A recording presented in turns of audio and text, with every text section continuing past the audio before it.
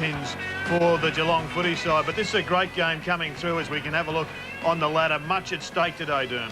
10 wins apiece, so it's a chance to go into outright fourth position, well, outright over whoever loses today, that is. They're up there with Collingwood on 11 wins also. So a vital match coming into the finals with just a little bit over a month to play. It's all compressing there pretty nicely and pretty exciting. Adelaide, not a great record here at Skilled Stadium, but I get the suspicion, Derm, this is going to be a pretty close one. Absolutely. You know that Geelong are a pretty quick side. They're young, but I suppose if there's any team besides the two clear standout teams today that are going to trouble them, it's the midfield of Adelaide. But we have a look at a late change there. Ablett comes in for Wojcinski, and he's a pacey player they're going to lose. And Ling in also, and I guess there'll be some suspicion that he will go on to Andrew McLeod, although I'm not sure he has got the pace. Perhaps that'll go to Raleigh. But this is a very talented side. They've made it a hell of a lot more difficult, the back line, for opposition sides to penetrate into their forward 50. And we have a look now at Ben Graham, who's in pretty good form in recent weeks leading out of side, looking for 8 wins on the trot, and that's a tall order in itself. What a magnificent effort to get 7 under their belt, but it is at home, and Adelaide don't enjoy this ground very much. So, look, led by Benny Graham once again. They're talking about 11 great wins. That's their aim there. So, look, it's all ahead of them. They're an exciting side. They've got pace in the middle of the ground, and they've got pace up forward as well. They have. Ken Kingsley is really good on the lead. He's a bit of a licorice all sorts. He can take the marks on the lead. Good pace, as you can see. And he can also drop back into space. Here's Raleigh long bombing into that Pagan's paddock type scenario set up. Lucky to get that goal, but it is clearly something that Bomber Thompson has taken away from his days at Arden Straight. Here's another one, same combination. Raleigh over the top. Important that you kick it to your forward's advantage. The space was at the back, and that's where he lobbed it. Ken Kingsley, just approaching his 50th goal, 49-27 this year so far. So he's been on target. He's kicking roughly 2 out of every 3 goals, a little bit better than that. So he's a good target for them. He's very quick also. Mark Bickley on screen now, the former captain of the Adelaide Crows. And, well, they're in pretty good nick too. They haven't had the best of the last 6 weeks, but, gee, they've been good this season. No, but they've come out of their slump, though, and last week they were pretty impressive. Kane Johnson and Tyson Stenglein come in. They'll miss Bassett across that full back line, but it just goes to show the importance of Nigel Smote, who can go forward, but he can also lock down on any of the tall forwards in the competition. But Matthew Bode has been a really important player for them, as has Andrew McLeod, who came out during the week. He wants a fair go around the footy, and it will be interesting to see how the umpires react to the concentration on tagging. Last night, clearly, against with Port Adelaide and Melbourne, the umpires started to crack down. There's a nice goal round the corner from Bode, and they're getting a good mix of goal kickers right throughout their midfield. There they are, and they're getting a few blokes kicking goals that are coming out of the midfield, just flowing with the general course of play. And Goody, you've seen a bit of him in the All-Australian teams. He's a brilliant player and a great worker. With his work rate, he's fantastic after half-time also. But there's the goal kickers in 2002. Well, Goodwin was well held against the Bulldogs, but he still got on the board for a couple of goals, and that's been one of their secrets. Bode's a midfielder, McLeod, obviously, Rashudo. Welsh has been out since he injured himself in round 10. But Brett Burton, who's struggled with osteitis pubis and hasn't played through the midfield, has just started to look as if he's overcoming those problems, and he looks dynamic. Mark Stevens gives them a focal point, but Burton, in form, makes this side look a lot more dangerous, and they are the smoky for me, Dermot, that is in that middle bracket of the 8 to go forward and create some problems for the top 2 teams. Well, they've got the midfield to trouble plenty of teams, led by that man there, and I know he talked about being tagged during the week, but if he's on, he's almost untaggable by the virtue of the way he plays the game. Yeah, you've got to put a leg rope on this bloke to get near him if he really puts the accelerator down. But Stephen King, he really is a dominant force. He's cast a shadow right over this competition, and he will do at the opening bounce. Well, the Adelaide ruckmen are going to have their work cut out for them. We're going to be back with Anthony Mithen on the other side of the break. We're going to have the toss of the coin also. Gary Ablett Jr. on screen there. This is Sunday AFL.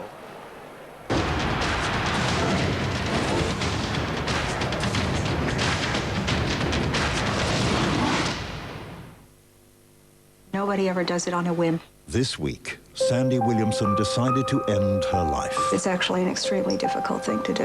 Her last wish was to die with dignity. I'm afraid that I'm going to botch the job. What happened next will break your heart. Plus, the ever-changing David Bowie. Let me take you back to the 70s. Rather you didn't.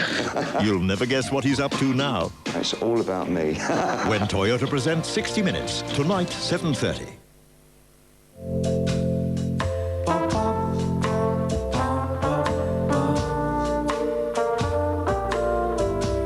You say this guy's in love with you.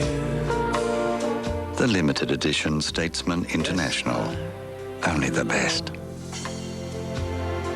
Who looks at you the way I do?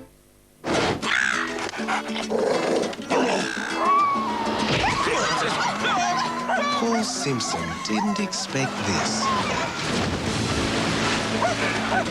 Okay. But what happened next was totally unexpected. Good afternoon. Welcome to Amy. Oh, you're a real person. When you call Amy, you'll speak to a real person, not a computer. You're having fun, aren't you? Lucky you're with Amy. Why shouldn't you enjoy something indulgent once in a while? Today, Brand Power looks at Cadbury Chocolate Velvet. The first thing you'll notice when you open the tin is it's not powder. It's actually real flakes and curls of Cadbury chocolate that literally melt into hot milk. It only takes 1 minute. The result is rich, creamy drinking chocolate that's simply delicious. You deserve a treat. Try Cadbury Chocolate Velvet at your supermarket now. Brand Power, helping you buy better. She's in England. You've tried the long-distance relationship. Now it's time to try the long-distance breakup. Half-hour calls to the UK are only $2.50 with Primus Telecom. Breaking up by email, however, is a lot easier. iPrimus gives you unlimited hours and downloads for only $24.95 a month. Call Primus Telecom on 1300 85 0000. Primus Telecom, delivering the real value of communication. Sunday night at the movies. Hi. Is it infidelity if you're involved with someone on email? In life, they're at odds. She's beautiful. What are you doing? But she's a pill. Online, they're in love. Do you think we should meet? Meet? Tom Hanks. Why am I compelled to even meet her? Meg Ryan. What are you doing? That caviar is a garnish. In the romantic comedy of the year. He could be the next person to walk into the store. You've Got Mail, 8:30 tonight on 9. You can get it dipping. You can get it chipping. You can get it having a row. A hard-earned thirst needs a big cold beer. And the best cold beer is Vic. Victoria Bitter. You can get it lumping. You can get it thumping. You can get it any old how. Matter of fact, I got it now. Victoria Bitter.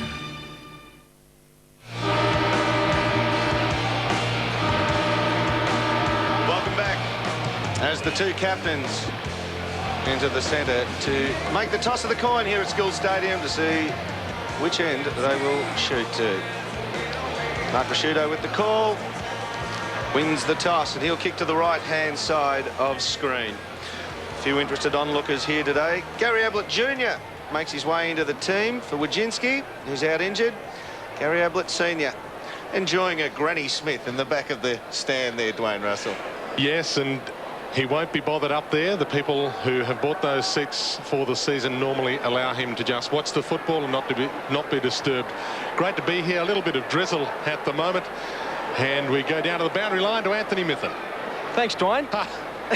Matty Scarlett fever down here at Skills Stadium today. The cheer squad are selling the wigs for $25 to raise money for the club. I told them I'd give them a plug. If I've got any credibility left at all, I may as well give you a ground report. It's a little soft underfoot. It's trying pretty hard to rain, but hopefully it'll stay away. The crowd have come late. Pretty good crowd in as well, boys. Thank you very much, Starsky Mithen. He'd know the weather here. He lives just down the road. Anthony Mithen. The backyard, isn't he, today? He is. And the Matty... And there's another man with a traditional Geelong hairdo. That's Cameron Ling, who has kept that red-headed St Joseph's tradition alive here. See him looking around. I reckon he's looking around for Andy McLeod. And McLeod starting out of the centre. Which is a surprise. We're underway. Biglands and King in the ruck. Great season King's had, and he continues. Gets the takeaway.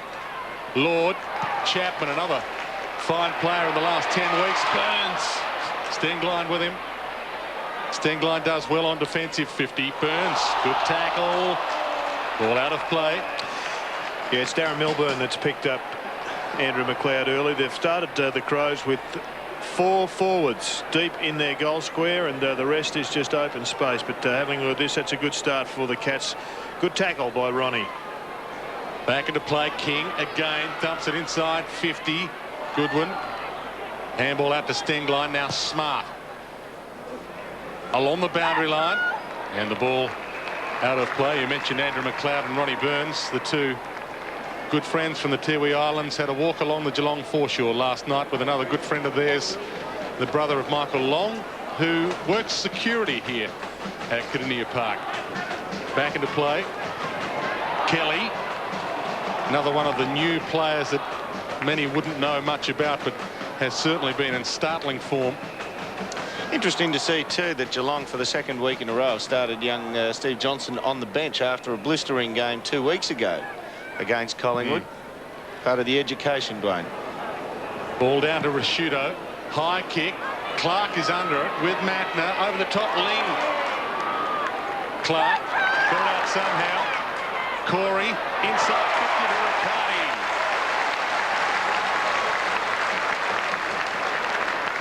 It was a low percentage kick going in that low. It almost flicked the hand of the Adelaide opponent right in between the target and got on the end of it though.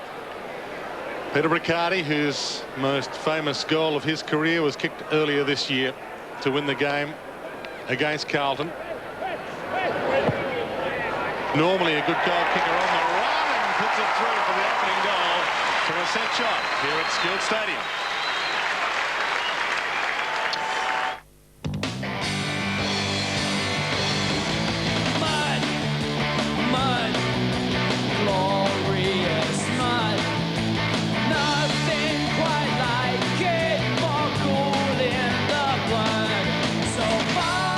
With a powerful V6 and over 50 models to choose from, Holden Rodeo, for all your dirty work.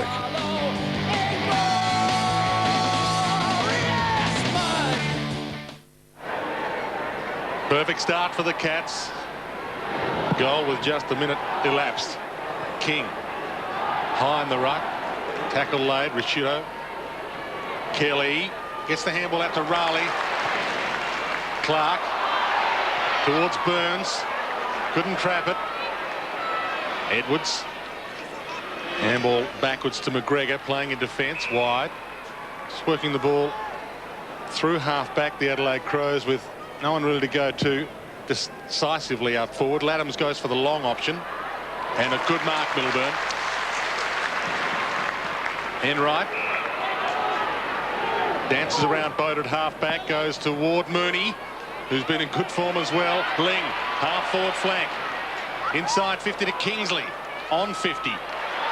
Lord doesn't normally handball to Chapman this time, and Chapman has missed across the face. Anthony Mithen on the boundary. Nigel Smart said during the week that he'd worked out how to play Kent Kingsley and that he was going to sort him right out here this afternoon. Looks like he's just trying to play off the back of him and not give him any loose ball at the back of the pack, but Kingsley was pretty sharp on the lead there. Edwards entrusted with the kick in. Long ball. Biglands was there, couldn't mark it. Hart also. Biglands taps to Bode. Out of defence. McLeod midfield. Clark gets there. Good spoil. Corey caught. Puts Clark under a bit of pressure. McLeod comes at him. Graham's under pressure now. The big and the small. Graham and McLeod. And McLeod beats everyone. Inside 50. What magnificent play. Clark can't finish it. Laddams caught. In defence, Foster to King. Hacks it to half-back. We'll get a ball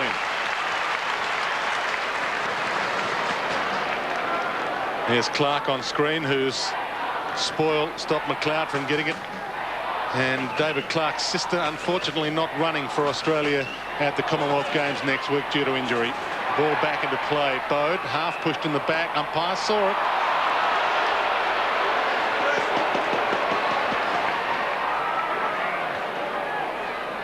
So the first chance at goal for Adelaide. Bode will kick virtually from the 50-metre arc. There was one there initially to Geelong's Ling, and then Bode got this one from Kelly. You can't really split the two of them, whether one was more severe than the other.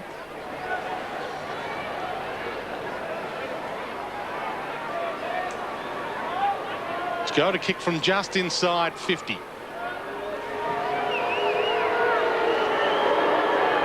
Chance to get Adelaide within it behind.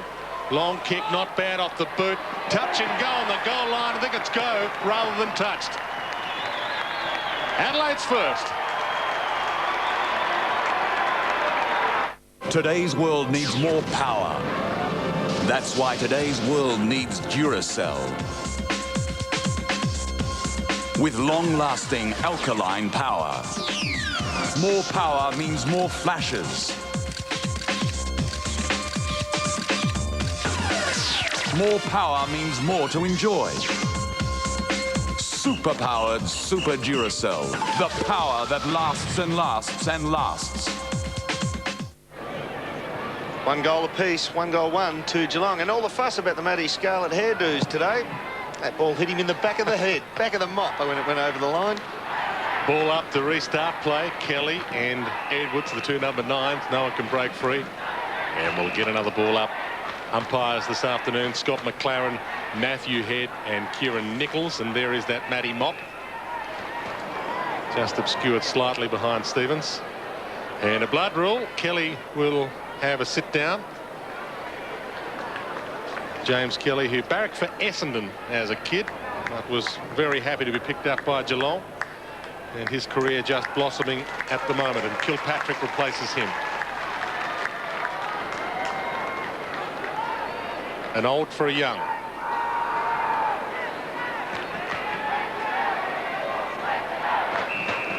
King to do the ruck work.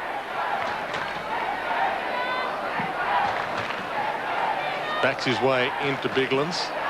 Kilpatrick just on, can't gather. Bode. Just a half tap by Riley. Knocked it to Risciuto. Now to Bickley. Big, long torpedo inside 50. No one can mark it. It was a good 70-metre kick towards full forward, and we'll get a ball up.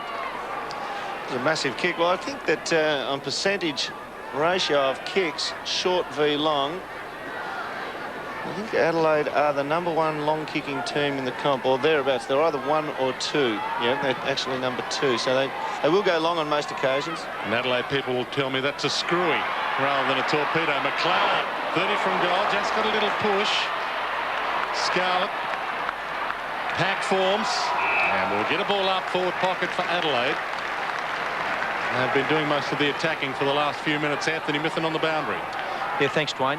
Pretty hard to pick up on the telly, but it's been trying to rain for about the last 15 minutes. Just drizzly sort of stuff that's making conditions a bit slippery and a bit greasy for the players. Once again, King and Biglands. Biglands wins out, gets the kick to Risciuto. Around the body, shot at goal. He's been a known goal kicker, and he gets this through. Adelaide hit the front. He's been voted one of the sexiest men in the world, but Monday, he's just annoying. You are like Santa Claus on Prozac. Alec Baldwin guest stars. What a great time to be alive! On an all-new Friends, Monday. Monday, want to get out of school? Oh, poor baby. Yeah, I'm sick. No, you're grounded. Then don't try this one. For pouring perfectly good vegetable soup in the toilet. Malcolm in the Middle, 8 o'clock Monday on 9. And you owe me 49 cents. Captain's goal gives Adelaide the lead. 10 minutes in, opening term. Early start here at Skills Stadium. Kilpatrick to Ling, caught a little high by Matner. Umpire said it was legal. Front on. Last goal to Risciuto, I think, it just exposed an area where this game is going to be won. Who wins the ball away from the ruck, Jules? Both of these sides are proficient. They're in the top 3 or 4 at that. And the midfield battles already have been won so far by Adelaide with 2 goals to their midfielders. Perfect bounce from umpire Nichols. Crowell. Risciuto. Lively start from him. Gets caught. Edwards. Centre half back wide. They've got the numbers loose wide. Laddams. Slippery deck. Backs himself in for a couple of bounces. Long kick. Inside 50. Almost is a mark to Joel Corey.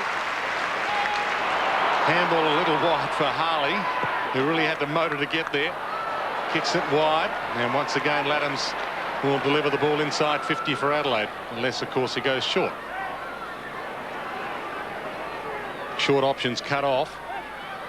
Kicking from the Moorabool Street wing. Inside 50 and wide to Burton. First mark of the afternoon for him. Adelaide will be hoping it's the first of many. Plays on into trouble, then gets himself out of it, goes toward the goal and just misses to the near side. Sold that pretty well, didn't he? Just having a look at some of the major matchups in the forward line. Burton is being picked up by Harley. Stevens has got the mop and Scarlett. Graham is picking up Clark, who started in the forward line as well. And we said earlier, Milburn is tracking the cloud. Milburn entrusted with the kick in to Foster. Back pocket. Ling peels wide. He goes longer to King, but it's cut off by Matner. Didn't quite go all the way to the Geelong ruckman. Matner. Burton's going to get a run at this. Inside 50. Flies, does Burton. Scarlett got the knockdown. Milburn caught. Johncock through traffic. Gave it to Enright. Chips the kick, but too wide. South Australian giving it back to the Adelaide side. Interesting, Dermot, that they've pushed Ben Hart onto the wing. Midfield wing. He's up against Corey Enright, so one of the young guns, one of the really talented speedsters of this Geelong side is up against a bloke who has got all Australians and all the decorations from a team perspective you can possibly get. Umpire saying there, you step to the right, you're a play on. And he has. Bang. Let's see how intelligent Rashido is. He is very, very intelligent. He's got captain's intelligence. In Timor, you know, we'd drive down the road and the kids would run out and they'd wave at us. So we thought we'd do something good for them and give something back. Found an orphanage that was one of the poorest in East Timor and made swings for them, chairs, tables, made a seesaw, which was good. They'd never seen one before and, you know, dug it in and the kids loved it. And I tell you what, it makes day.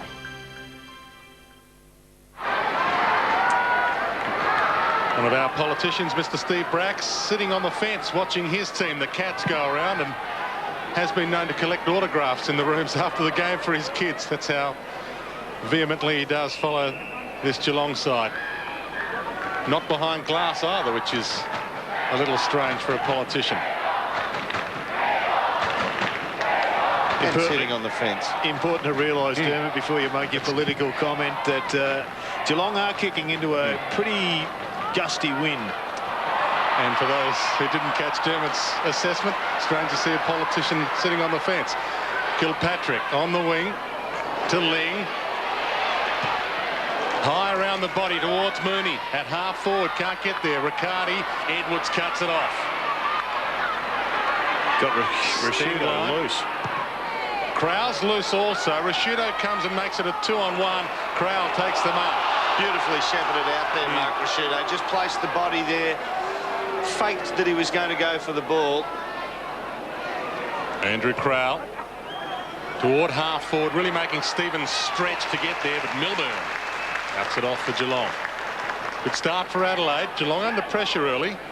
Adelaide are manning them up in Geelong's backline. Geelong have enjoyed pretty good, I suppose, flow out of their own backline in the last month or so. But Adelaide are manning them up and not giving them easy access to it. Clark on the move forward. Stengline long inside 50 towards Clark. The fists come. They win out. Boundary line. Raleigh decided not to run it over. It would have been obvious. Spears the ball to Milburn. Now Enright. Ling into trouble. Boat's got him. Got the kick away just in time. Laddams, another inside 50 for him. Graham. He didn't get the hands up when he went for that last mark, and he's out of position then. Bad kick. Matner cuts it off. 239s, Milburn and Matner. Now Raleigh, a little high from Burton. Umpire might have to bounce this. I don't think Clark's going to trouble Ben Graham that much down in the forward line. There could be a move made there. But then again, if Clark runs away from the ball, he takes Graham away from it. Let's go down to Anthony Mithen. Jared needs to get out from behind the glass himself. It's fairly breathless down here. Wouldn't have thought the wind would have an effect. Gee. Yeah, well, it's like working with the meteorologist. those flags are obviously just being pushed by the hot air from Anthony Mithen. Raleigh to the wing. Riccardi and Hart. Mooney. Stingline it is, in fact. Chips his kick towards Bode. Spoiled by Corey, and it's out of play. Corey on screen, who lives with Corey Enright. So Joel Corey and Corey Enright, just to add to everyone's confusion, travel around Geelong a lot of their time together. Ball back into play. Off hands, a little high tackle on Matner, not paid. Biglan's caught. Clark. Mooney the target at half forward. Riccardi across the front nicely. Kent Kingsley. One-on-one with Smart. Ball to the back of the pack. Race. Smart, ultra smart. Took it through for a behind. Anthony Mithen.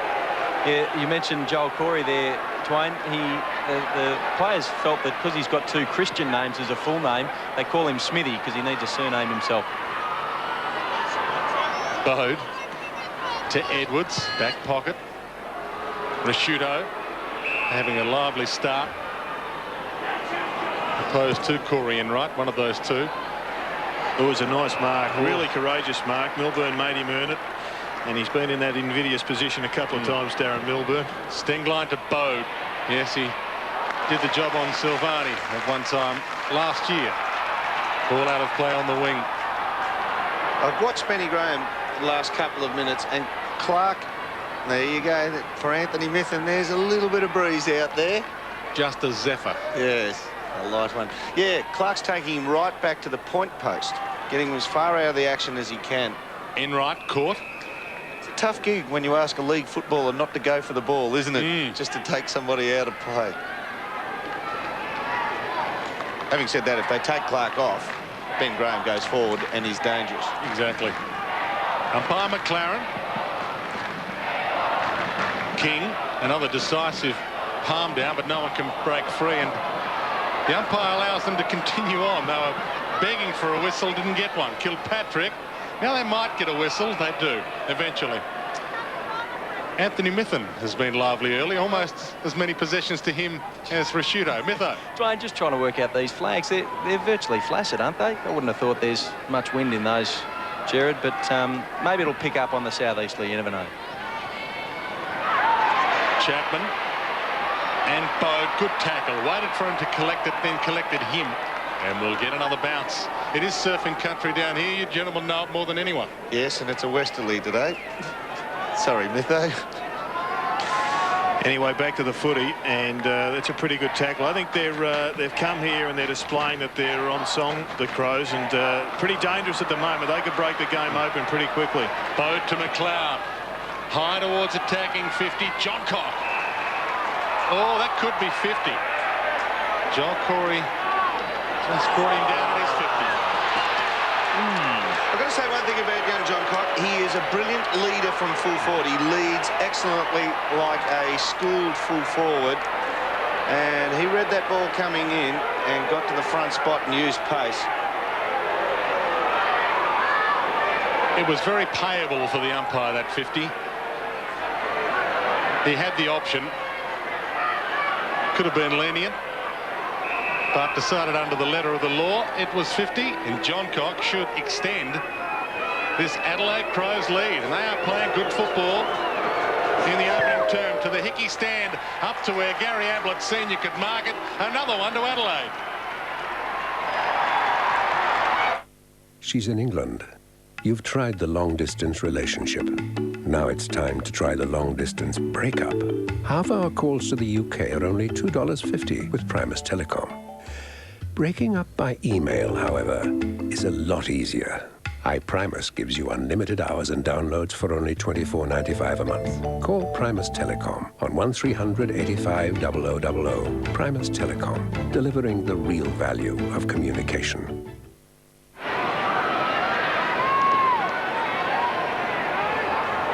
Crows have pushed the lead out to 17 points. Good bounce. Into time on. First term, Ling, Enright, Clark.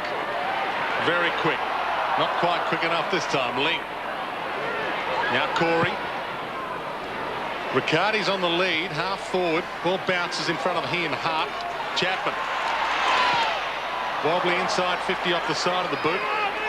Mooney caught.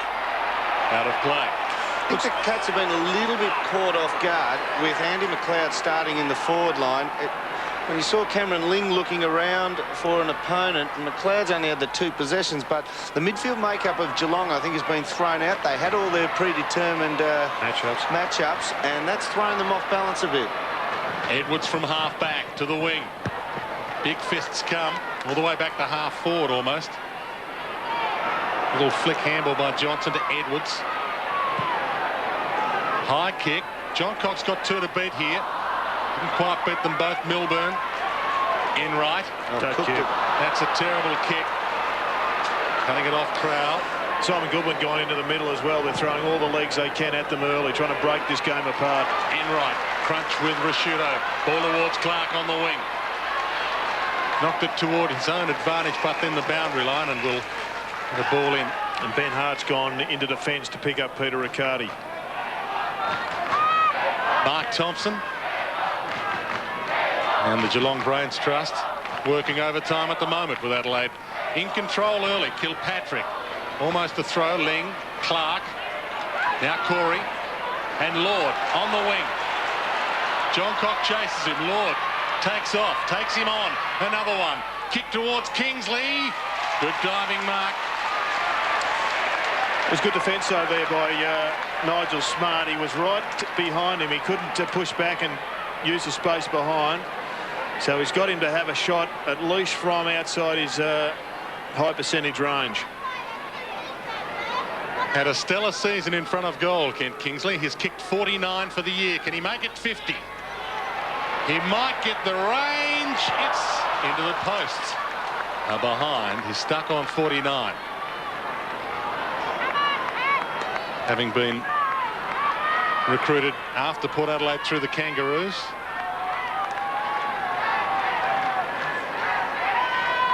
Hard to kick in from fullback. Adelaide in the latter stages of this opening term, hoping to go in at quarter time with their dominance on the scoreboard retained. Rashudo almost from the Edwards kick. Through traffic. Little chip kick by Mattner is good. McLeod. Wide kick to John Cock. Gets there. Quick. Burton's got space if he can get down the line to him. Edwards. Inboard to McLeod. Has some space. Danger here for Geelong. Inside 50, wide towards Burton. Harley chases him down. Burton. Boundary line. Johnson. High towards full forward. It was a Goodwin. High towards full forward. Off hands. Close to the boundary line. It was Goodwin. And it's out of play forward pocket. We can take a look at the top 5 disposals on the ground. And you would expect that they would favour the Adelaide Crows. The top 3, in fact, they're all even on 6. 2 and 3 apiece. 55 possessions apiece for the 2 teams. It's just that Adelaide have been getting them in the middle in the forward line, and Geelong are predominantly in the back line. King to the wing. Jeez, he's on fire this point. And get out of his way. Edwards. He can even kick a floater, a wobbly ball straight. Edwards. Kick. Inside 50 to Clark. Well, he hasn't got good hands. He's got flat palms to a couple today already, and didn't want to take that in his hands, did he? And that means he led to that one and took it in the bread box. So there's a confidence issue here with Clark, but he marked on the chest, and look, it still goes down in the book as a mark and a shot on goal. So Foster now off, and all eyes on Clark, who made his name in a way with Brisbane, although he spent some time at Richmond's under-19s, and he drives us through, and Geelong is on the ropes. He called Rashudo.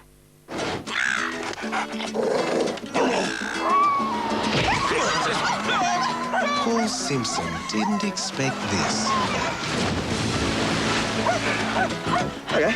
But what happened next was totally unexpected. Good afternoon. Welcome to Amy. Oh, you're a real person. When you call Amy, you'll speak to a real person, not a computer. You're having fun, aren't you? Lucky you're with Amy. Rashido on screen, the driving force for Adelaide in their 22-point lead in the shadows of quarter time. Ling. It's the takeaway from the middle, but once again Adelaide with the numbers toward the ball. Edwards. Nice little sting line. Caught. Good tackle. Burns couldn't quite pick the ball up after the tackle. Big pack, boundary line, boundary umpire, Ling. And finally Goodwin gets up and will hand the ball to the umpire. Before this bounce, Anthony Mithen on the boundary. Yeah, while Clark was lined out for that goal, Geelong looking to reshape their side. A triple change. Kelly, Scholl and Johnson all on. Foster, Chapman and Mooney off. There's a blood rule here for the Crows too. Hold up in play. Just having a look at this one as we see McGregor come off. And Rashido, who's got 7 possessions, over on that pack over there, Raleigh was against him early on, and he's drawn away from him now. And Rashido is just playing on the defensive side of the pack without an opponent. Big round of applause here as Gary Ablett Jr. replaces Ronnie Burns. I think they might have pushed Joel Corey up from the back line now to try and play on Rashido. And well, he's a handy player, Corey, but he's got his work cut out for him now. There's Rashido in line with the umpire. On the wing, dying stages, opening term. Johnson for the Crows. They're slaughtering him at the takeaways. Certainly are. John Cock. Wide to Laddams, inside 50, centering ball, corridor, dangerous area. Stevens crunch, rides the bump, and may have kicked the goal. Riley got nothing on it. All came from the boundary throw-in. They're just getting absolutely pumped at the takeaways. And as you said, Derm, he did well to hold his nerve when he got poleaxed. There's the takeaway. And a pretty wobbly old kick in. But you see here Stevens, he rides the bump. Thought he might have handballed because he kicked it off balance, but he got it through anyway. He holds the ball in the air as if he knows he's going to get tackled so he can get the arms free to handball. But I forget which Geelong player it was, but it was an error. He went for the bump and not the tackle. Harley. Cats in trouble. Biglands. Knox can't get the takeaway. Stolen by Corey. Can't get the kick away. Well played, Biglands. Good one. Now they haven't paid advantage here. It'll come back for an Adelaide Crows free kick for that holding the ball decision in the middle of the ground. I would have thought a 45-metre kick quickly inside 50 would almost be advantage, but the umpire deemed the opposite. Clark's come up to a half kick away and he brings Ben Graham with him, and now the ball goes over their head. Biglands to Harley, who takes the mark this time. And Geelong have just instituted emergency procedures, pushing everybody back into defence, just trying to stop the flow of blood. Yep, 3-man forward line for Geelong, so they're playing 3 extras in the back line now. They want to get to the next break without another goal against them. Scholl to Johnson to Corey. Wide ball, Milburn. Now Raleigh, half court. Kelly. Raleigh. Toward attacking 50 and Lord tucked up against the boundary line. Crowell comes at him. Kilpatrick, did he keep it in? No.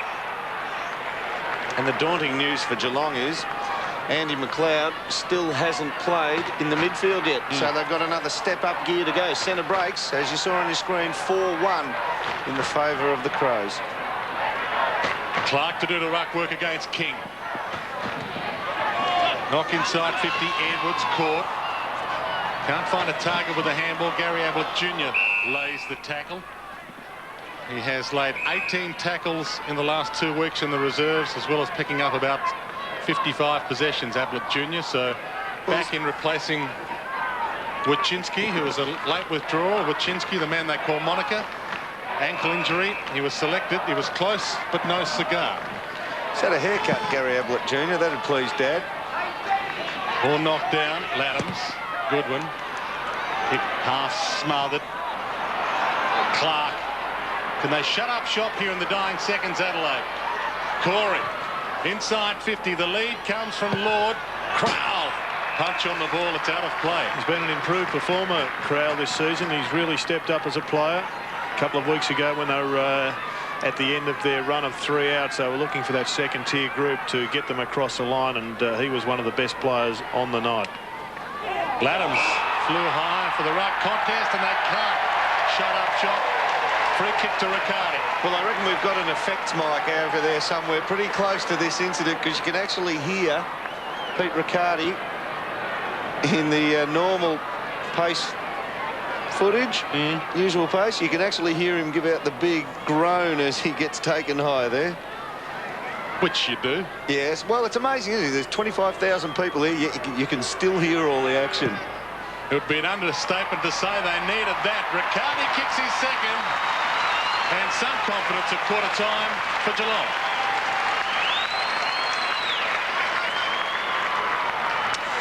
Well, it was a desperate time for Geelong, and one of their veterans, Peter Riccardi, has answered the call. It was clearly a free kick. He just made front positioning, and Simon Goodwin's harm just got him around the neck. So a pretty important goal, and it couldn't have come at a more damaging time for a coach. Red time, a couple of minutes to go, and they've let one slip. Gary Ayres would be disappointed with that. Not time enough, you wouldn't think. Clark. Ladham's the takeaway. Well, it could be proven wrong with a mark, but it's all over. And a good quarter, not for that man, Mark Thompson, who would be extremely disappointed, but for that man, Andrew McLeod. His team, led by their captain, Mark Rasciuto, in control at quarter time. They lead 6-1-37. Geelong 2-3.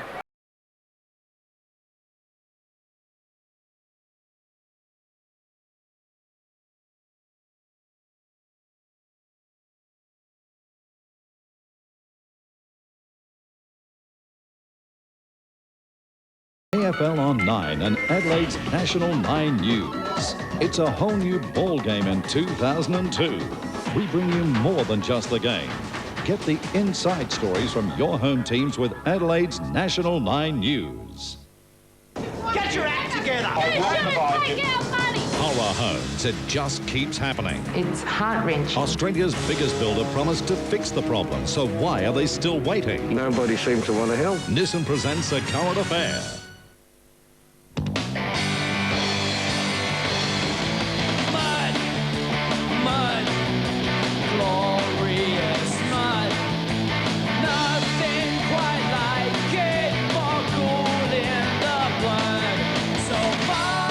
With a powerful V6 and over 50 models to choose from, Holden Rodeo.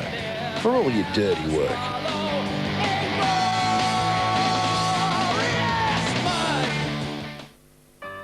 First time I fired a live missile was the biggest buzz of my life, having this $75,000 missile just sitting on my shoulder. It's all about hand-eye coordination. I've got all goosebumps and the adrenaline starts rushing, and then you fire and then you hit the target, and it's just like the best thing. You know, you're actually doing your job and what you're trained for. That is the best feeling in the world, when you can say, I know I can do the job, when it came down to the crunch. It's a getaway day. The great outdoors, your favorite place to stay. And everything's all right as day fades into night, 'cause tomorrow it's another getaway day. Discover the key to a safe and carefree holiday. See an association member today. It's gonna be another getaway day. A getaway day. If you call me right now on 131166, you can have 2 large pizzas and our new wedges with sour cream and sweet chili sauce for just $19.90 plus delivery fee. So pick up the phone and call me now.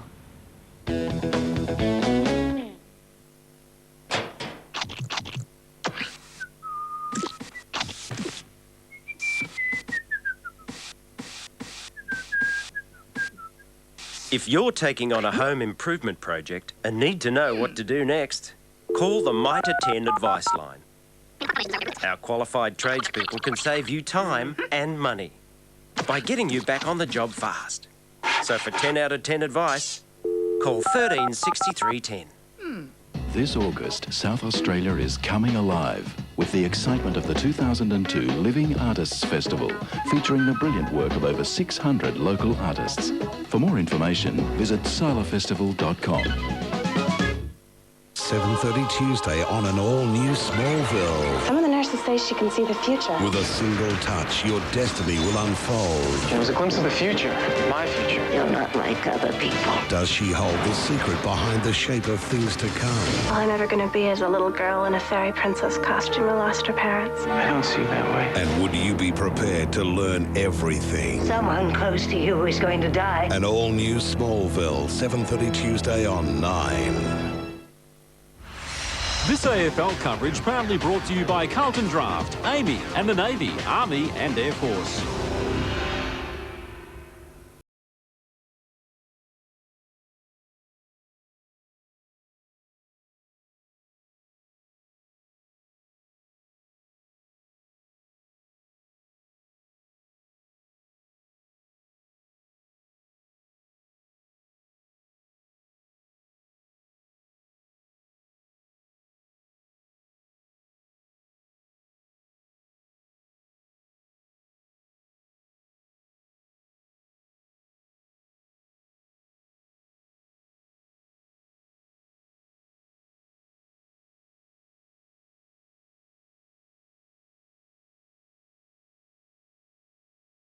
He's going to step up and motor through this game. They've got him by the short and curlers at the moment. And this is the score track for the first quarter, predominantly from the left-hand side. And when you go into the Reg Hickey stand end, that Westerly's blowing the ball mainly to the other side there, Gerard, and that's why they're scoring from there. Not getting into any more arguments about wind, to be fair to Mytho. It's not a gale, but I reckon Bomber Thompson will be psychologically pushing the issue down. We've got the wind looking for a positive, and there's the end to which the Cats will be going. But a light zephyr, perhaps, but certainly I think significant enough to give you that psychological advantage. Well, speaking of light on, let's go down to him now. He's in his own backyard, Anthony Mithen. Yes, thanks, Doomy. Gary is pretty keen for the boys to be strong around the packs, just use their hands rather than a quick kick, try and keep control of the footy. I reckon the Cats might throw it around a bit. Bomber spent a fair bit of time on the whiteboard just moving names around, so look for plenty of changes from the Cats this quarter. I reckon he looked better with the wig on. Thanks, mate. We don't want you to come back for another cross without that wig today, Mytho. Well, one of the big changes is Cameron Mooney into the ruck. So King not in the middle for this bounce. Bigland's up against him. Riccardi on the wing now. Started up forward. Another change. Steve Johnson with Edwards. Lord and Crow the race. Good push in the side by Lord. Can't pick it up. Bickley. Edwards. Dangerous handball toward the wing. Riccardi cuts it off. Keeps it alive. Gets it cut off again. Good piece of play by... Wasn't a good piece of play because it was smothered by Mather. And we'll get a ball in. Stephen King started in the middle, in the goal square. And I suspect, Dermot, that the coach has said, righto, let's just get the ball long to King. He'll create a crumb or he'll take a grab. Let's take the science out of it and go long and hard. Bode with the takeaway, but Corey at half-back takes the mark. They peel to the open wing. Kelly. Kick smothered. Brilliant smother by the experienced Mark Bickley. Arms at 45. Brought it down for Stevens. Get the push. They're really focused today, Adelaide, aren't they? Their tackling's great in their own forward line. The smothering, you saw it on the outer wing just a few seconds ago. And there. Laddams to Clark. Toward Burton. Harley. Ball beat Corey. And it's out of play. Half forward flank for Adelaide. Tyson Edwards, 12 possessions. He started on Chapman, who's had a brilliant last month, but probably just got a little bit ahead of himself. And in the first quarter, Edwards racked up 11 possessions on him. Back into play. Raleigh threads it through to Kelly. Toe poke by him. Found Laddams, though, to Rashudo. Quick fire handball to Biglands. Inside 50. Burton can't get there to attempt to mark Scholl. Wins with his fists. Out of play. Gee, that was a dangerous kick. I mean, danger for Geelong. It was beautifully positioned. Just need an extra half metre of hang time carry on it. Scholl, who is another Cat recruited from the Kangaroos and has been in this side for a long time, showing his experience in the hold end. Enright, splendid season from him so far. To Burns. Got great pace away from the congestion, Enright. That's his major damaging weapon. trick out of the bag from Ronnie Burns. Gave to Clark. Now Long. King up forward now and out of the ruck. Lord played for a high one. Didn't suck the umpire into it. Crowd wanted it. And why wouldn't they? Raleigh caught by Hart. Throw. Well, there was a second one. The first one was Aaron Lord, and the umpire put the whistle to his mouth for it and thought, no, I'll let you get away with it. 2 halves make a full one. Shudo, Long, Stevens. Got pushed by Scarlett, who gets on the end of the Milburn handball, threads the kick across the boundary line, and we will get a ball in at half forward for Adelaide. Here is the throw. That's a throw. And the umpire was right in front of it. There he is. He had no option. Yeah, Scott McLaren on the spot, shaking the hands of the Geelong players about half an hour before they came out with a big smile on his face.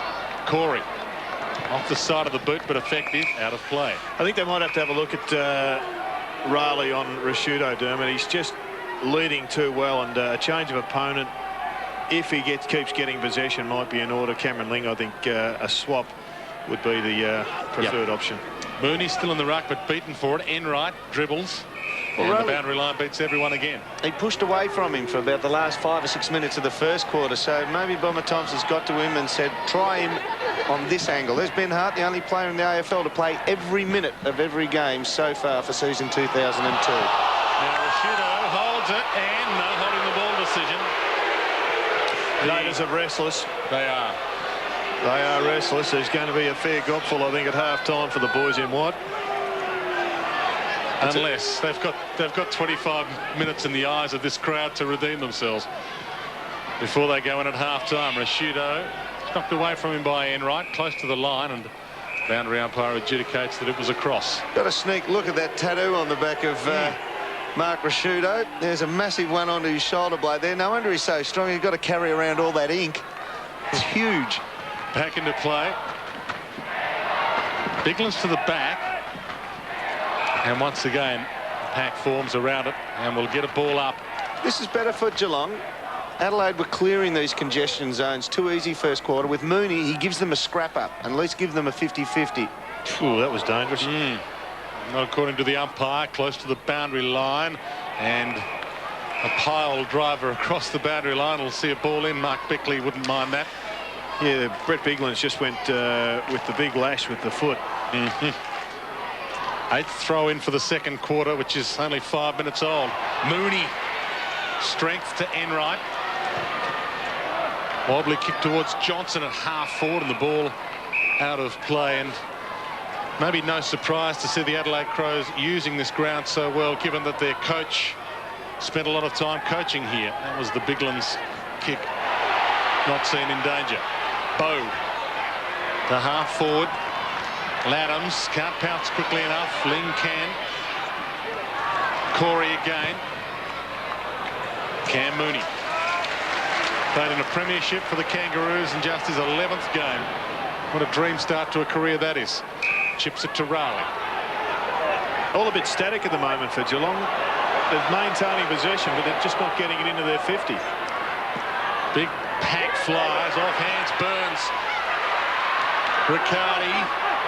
Deft deflection towards Clark, who doesn't get a free kick, and the natives start to boil the pot for umpire Scott McLaren.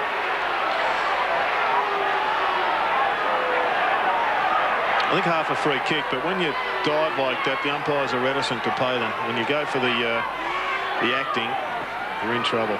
King knocks down. They've got numbers. Kick smothered from McGregor. Ball shoveled through to Riccardi. He has 3.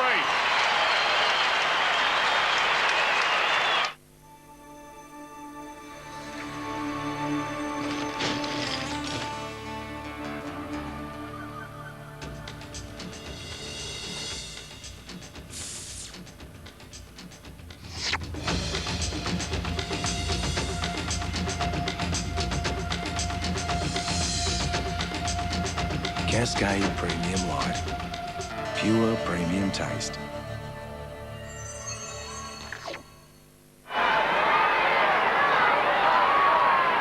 Cats starting to play their way back into the contest. Early stages, second term. Riccardi's third goal giving them a life. Mooney in the ruck doing likewise to Kelly. Inside 50. Burns. McGregor cuts it off. Edwards. Half back. A couple of bounces after receiving from Crowell and now delivers long.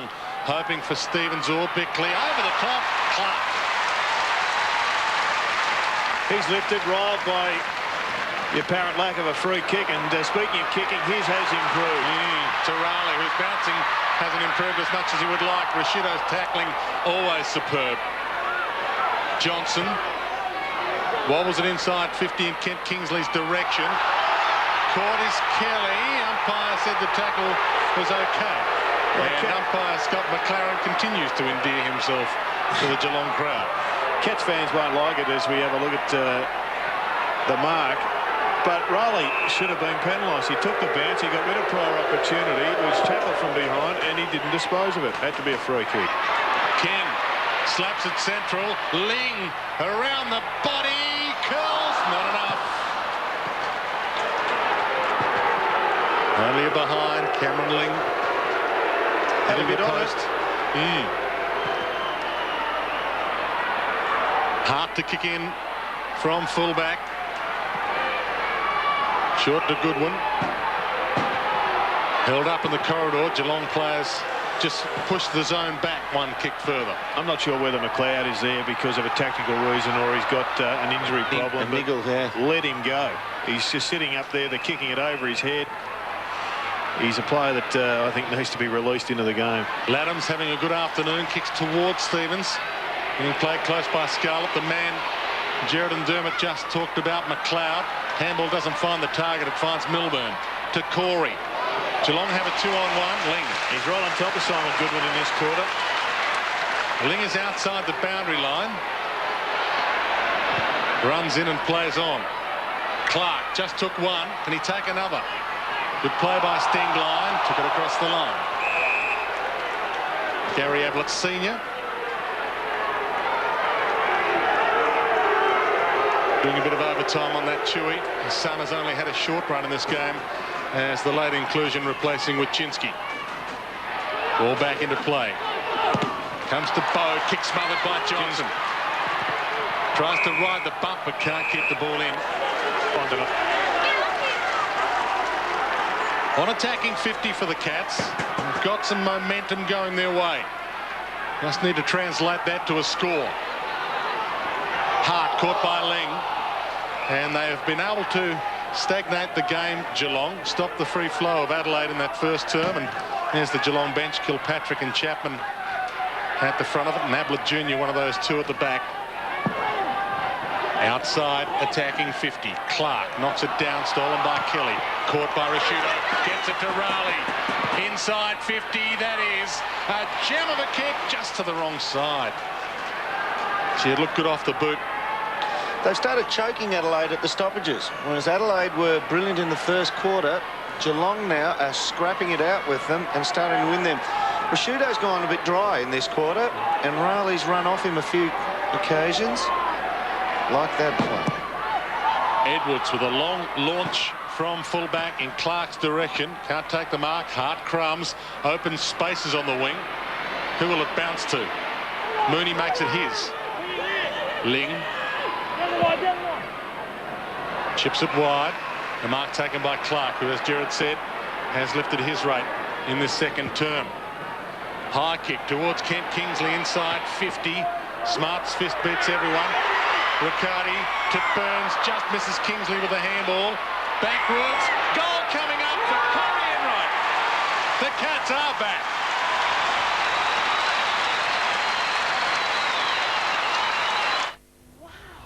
People travel from all over the world to see the Outback.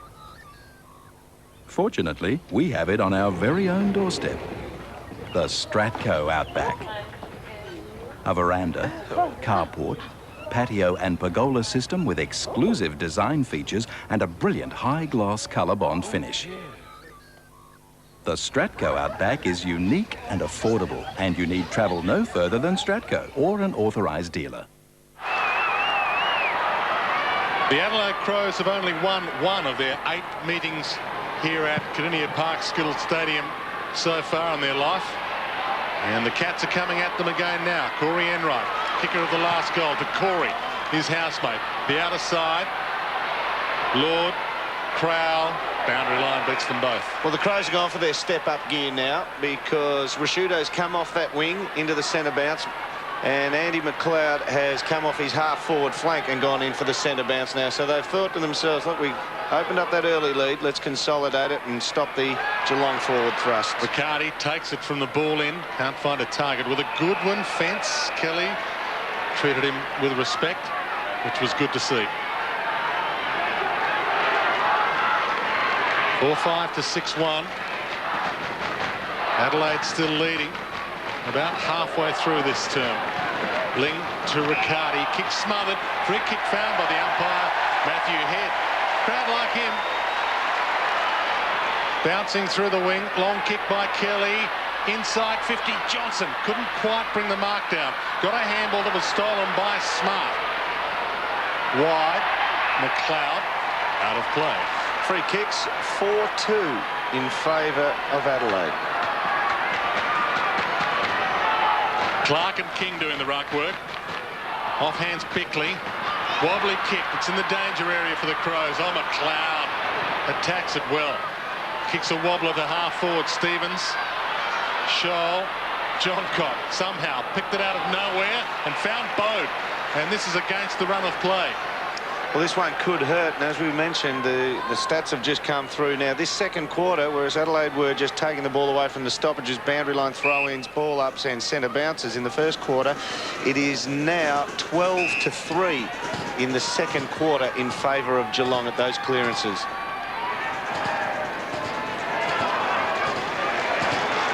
Bode has been inspiring at times this year. You can see what's ahead of him. Kicking into this slight zephyr. Starts it right, brings it back and sneaks it in. Adelaide Crows get a steadier. Hello. Hi, sweetie. Listen, I'll be home soon with KFC. KFC, cool. Christmas strips, crispy strips. Mum, get the popcorn chicken. She wants the popcorn chicken. Trust me. All right, that's enough, you two. Any chance of some original recipe? My chicken variety basket. All the best of KFC in one easy pack. I hope the kids weren't too much trouble. KFC.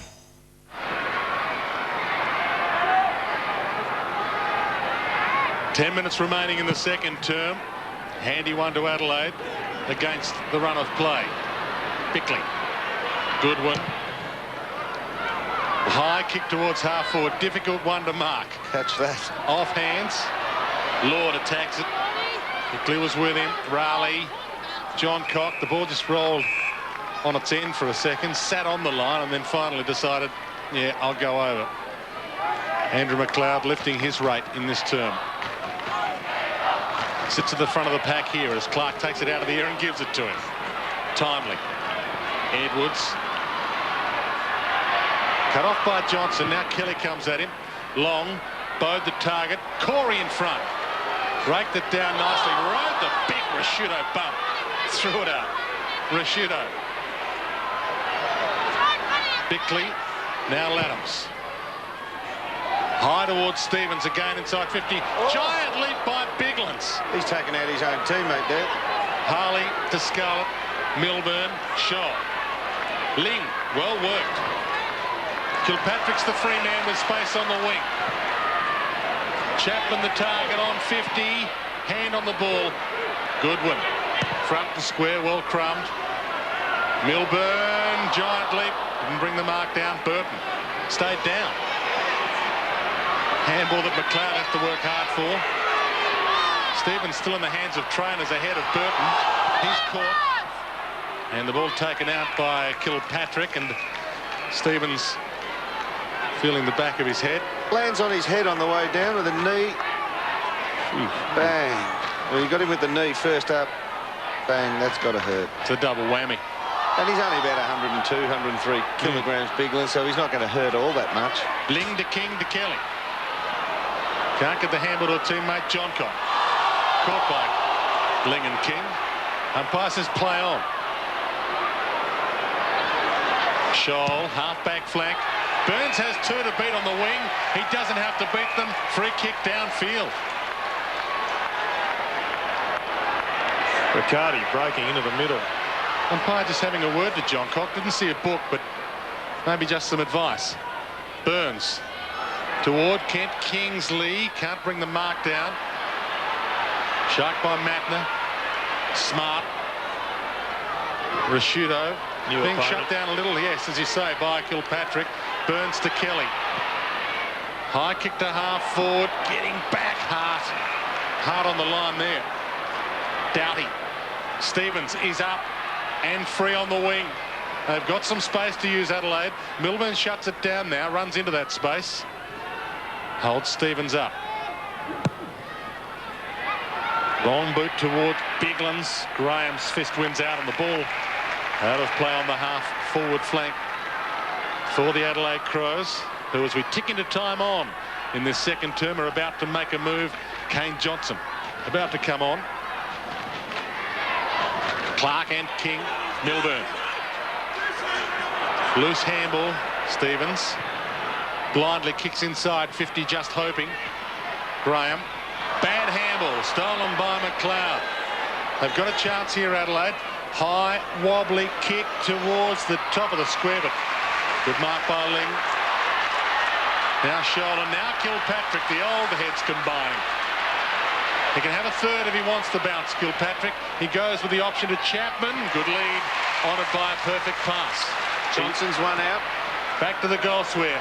One out to Johnson. That's a great mark from Johnson. He's just too tall. He's listed at 188 centimetres. That's 6'2" in the old language. And he's up against Tyson Edwards, who's an on-baller. And when he controlled the drop zone where the ball was going to, and a pretty handy take in the end. See the size difference there between the two kids.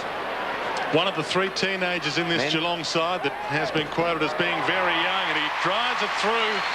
Steve Johnson. And the Cats keep coming.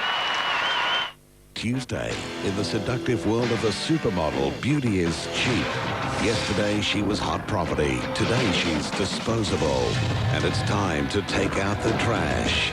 Now, a glamour girl is dead on the streets. But who led her to the slaughter? For every piece of meat, there has to be a butcher. Who has a terrible secret? What did she steal from you?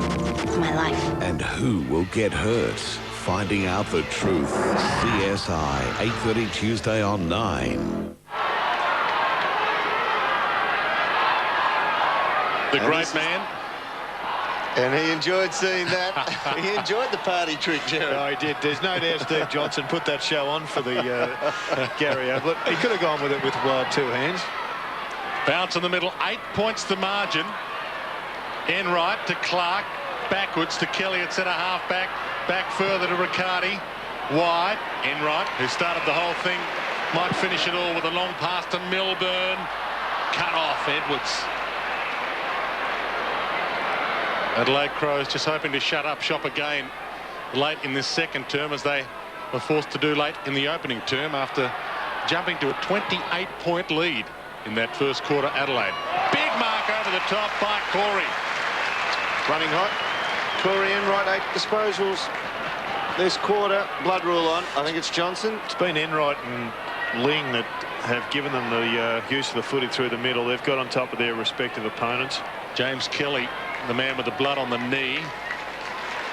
So Joel Corey has to wait for him, and Raleigh will replace him.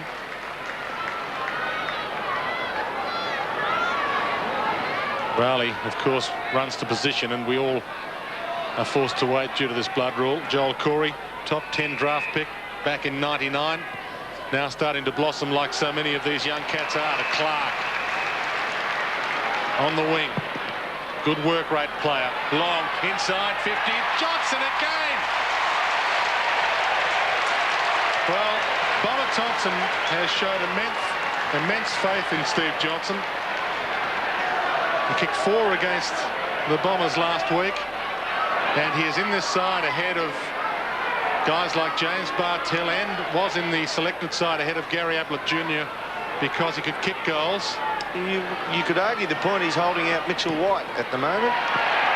And that is why he is a known finisher. All his junior career was one, and he gets the margin back to 2 points.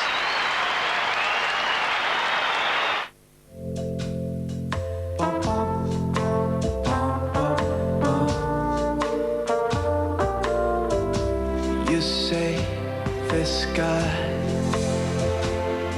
this guy's in love with you. The limited edition Statesman International. Only the best. Who looks at you the way I do? So after being 28 points down, they're within 2.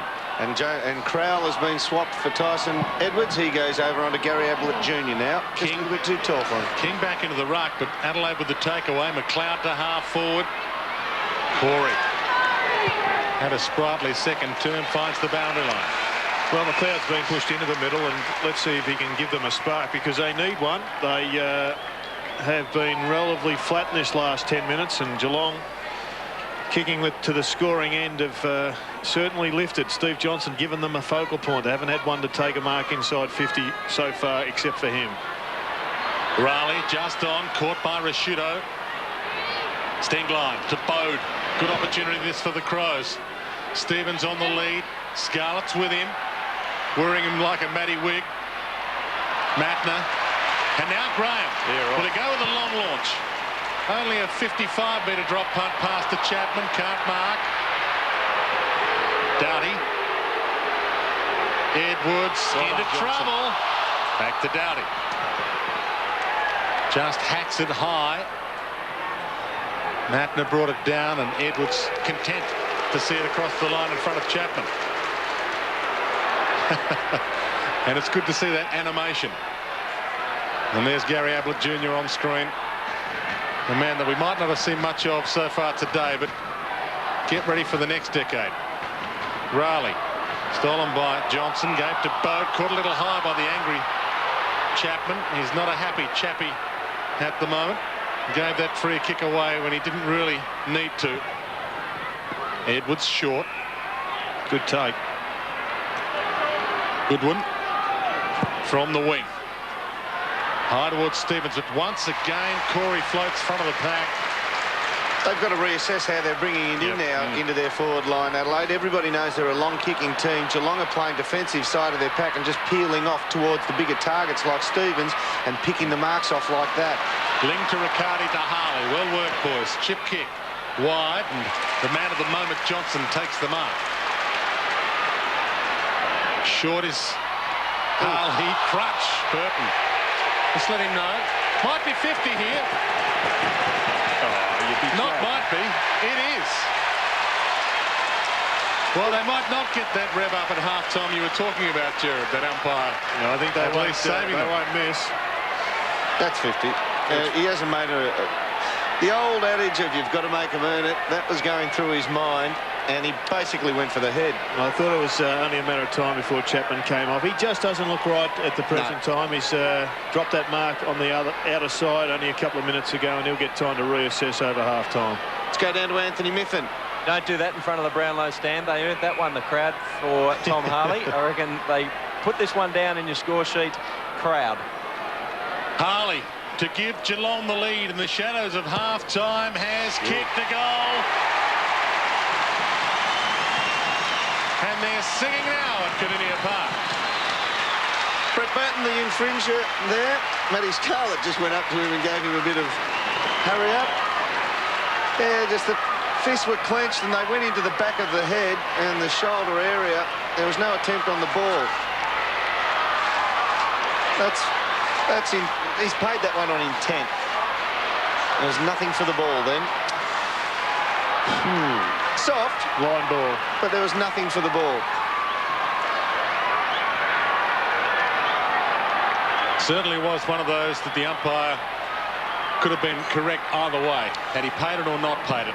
The Cats in front by 4 points. 2.5 minutes to travel. We've played 28 minutes second term. Just looking at the marking stats, Dermot, they've turned it around, Geelong. First quarter it was Geelong 13, Adelaide 17. This quarter it's all Geelong, 20-9, which reflects strong marks like Johnson and also marks created by running around the ground, chest marks and the like. Mooney, a free kick against Clark, who had a hand on his face as he went for the ruck work. Wide to Enright, who's got space, 60 from goal. Johnson calls for it short. That's ignored. Chip kick, Kent Kingsley over the head. Johnson's lurking, forward pocket. Edwards, Johnson can't keep it alive. It'll be a ball in. Forward pocket for Geelong. I'll get the figures in just a sec, but I get the feeling that there hasn't been a lot lost by Geelong in their centre clearances this quarter, despite the fact that Mooney's been in the middle. King, Riccardi, Lord, steals. Just caught as he got the kick. He might have another crack at it. It's rushed. It's a behind. Second quarter, Geelong from the centre, 4-2. They were doing quite well in the first quarter, and you just can't believe it as a player that you can miss those ones from that close. Yes, Lord, who started his career at Geelong, went to Hawthorn, and now is back here. It's been a second coming for Lord, and they're pretty happy he's back here kicking goals. They're going to hate me down the van, but I reckon Bode has actually flicked the back of his heel and deliberately attempted to trip him, and he's got away with the lightest of taps there. On attacking 50 for Geelong. We'll get that one slow-mode shortly. Yeah. Very fortunate there, Adelaide. Geelong improving in the centre breaks department. Just as the umpires were squaring up with the locals too, Dan. You're about to rub it in just before half-time. Johnson. Wobbly ball to the wing, McLeod. Long kick. They've been going to Stevens a lot. He hasn't been able to outmark Matty Scarlett much this afternoon. Likewise here. 1 minute remaining in the half. And the ball out of play, half forward for Adelaide. He's enjoying an outstanding year, Matthew Scarlett. There'd be very few players who could put their hand up and say they've taken him to the cleaners this year. Clark tackled by Mooney, stolen by Kane Johnson, inside 50. Crows a chance for a late one. Snap towards goal, not bad off the boot, across the face. Biglands, Graham, Johncock. Who will get the decisive possession? No one. Got to say that boundary line throw in 70 metres up the field there as Benny Graham argues the contest there. Clark took it out of the air and Mooney poleaxed him into the ground, and that's what he's done this second quarter. He hasn't given Adelaide easy takeaway. Clark. Well, as he does it. Well, he was obviously going to do it as soon as you said it. Yep. Riccardi just hacks it out of the danger zone. Ablett Jr. Raleigh. King gets there. Is he paid? No. Tunnel ball. Johnson. Two of them there. He's recovered. Geelong's end came and stolen by King. One last chance for the Cats. Kingsley. For a quality class ruckman, Stephen King scraps it out, doesn't he? Oh, that was a magnificent recovery. He shouldn't have missed that mark, but he rebounded like the rubber man, and he was back involved. And Geelong, another chance to get a goal late in the quarter.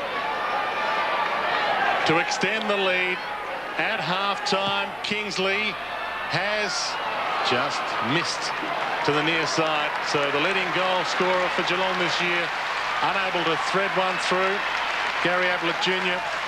going for the nectar of the gods at half-time, with the Cats leading by 6 points after being 28 points down late in the opening term. And they've been led by a number of men. One of them, that man that was on screen, Stephen King. The Cats by 6 points at the long break. Stay with us. Geelong 7-7-49. Adelaide 7-1.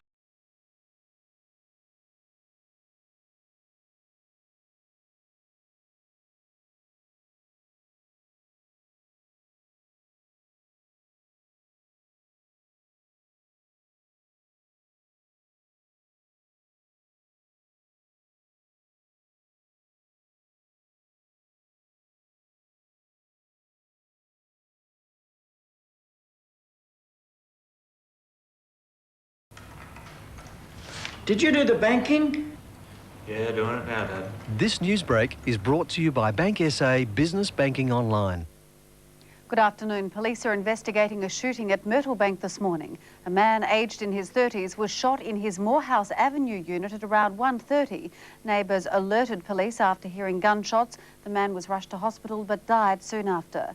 And a state funeral will be held in Barmera next Friday for our last World War I digger, Bert Whitmore.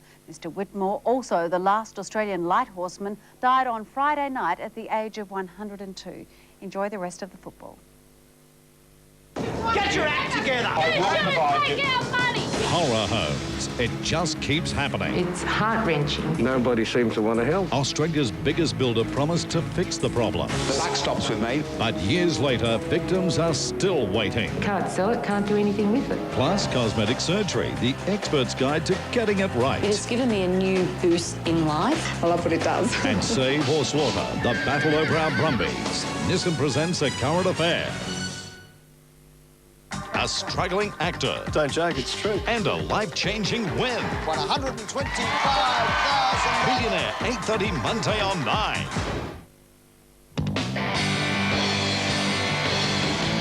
Mud, mud, glorious mud. Nothing quite like it, more cool in the blood. So follow. With a powerful V6 and over 50 models to choose from, Holden Rodeo. For all your dirty work.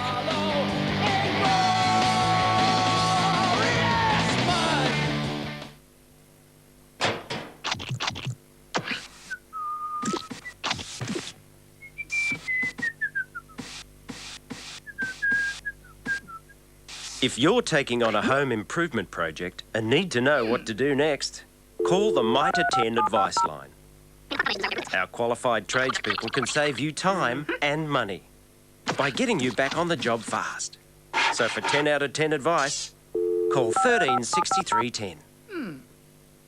Fellini's have always been known for their great wood oven pizzas, pasta and other superb cuisines. And now they present the Shape Up menu. I love the taste of Italian food. And I love Fellini's new Shape Up menu. No butter, no oil, just great taste. Shape Up today at Fellini's. The Shape Up menu, a great addition to Fellini's, O'Connell Street, North Adelaide.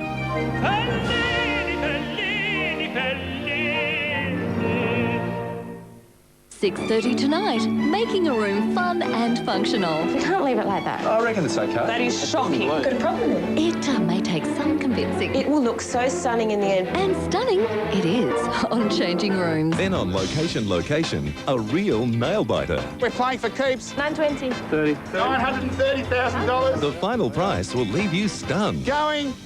Changing Rooms, followed by Location from 6:30 tonight on 9. Come on, Australia. It's time to find out just how smart you are. The National IQ Test 2002, Tuesday, August 6 on 9. You'd be stupid to miss it. This AFL coverage proudly brought to you by Primus Telecom, Amy and Duracell.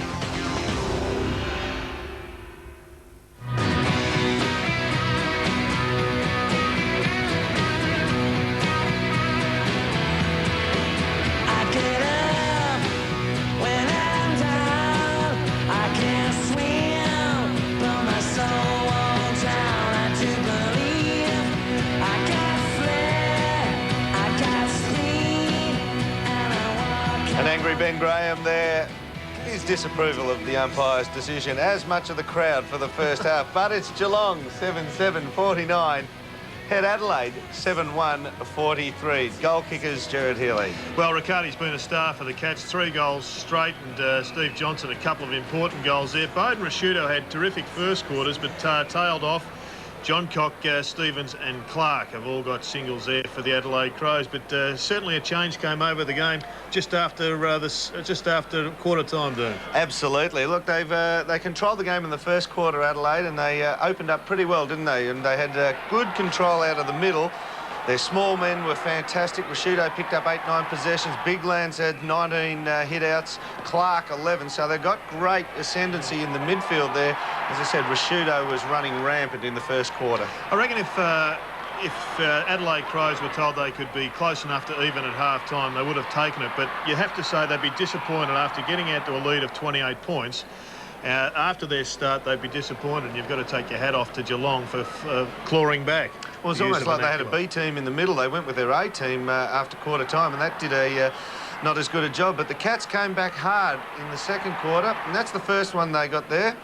And look, they worked it pretty well. They started to win the scrap-ups around the contest in the middle of the ground. Ronnie Burns here, creative, misses the handball here, but he's come through the traffic. Enright, and he is a very handy player. Terrific player, had a really good second quarter, as did Cameron Ling, and a couple of their younger players had to step up, and David Clark also was another one that did well. Absolutely. Well, Clark here, as I called, he's had 11 hit-outs. He's got an amazing vertical leap. Talking to Tim Forsyth, the high jumper, the Australian champion high jumper, he said of all the people he's seen play league football, Clark has the best, what he calls, ups. So he's the best ups. The best ups, and that's his ability to jump straight up at a contest. Well, I've got, for Adelaide, they have got Andrew McLeod, I think, who was pushed into them in the last 10 minutes. He could come back into the fray and is still very much a factor. Looking at the disposal, from a percentage perspective, it does tell the story. Geelong was 75% effective in their disposal in the first quarter. Adelaide were 90%, and it reversed. It was Geelong 81% to Adelaide 73%. Whether or not that's a factor of the wind or just getting the ball out on your own, who knows? But that certainly tells the story. Absolutely. Well, Andy McLeod, he started on the half-forward flank. Got the cam on him here. That was a good lead into the centre. That was somebody else's opponent giving McLeod's opponent a chop out there. But his work rate is fantastic when he is at the ball, and he's got amazing explosiveness over about 2 or 3 metres. And I don't think we've actually seen it just yet. He's accumulated possessions, but they haven't been the Andrew McLeod that we know.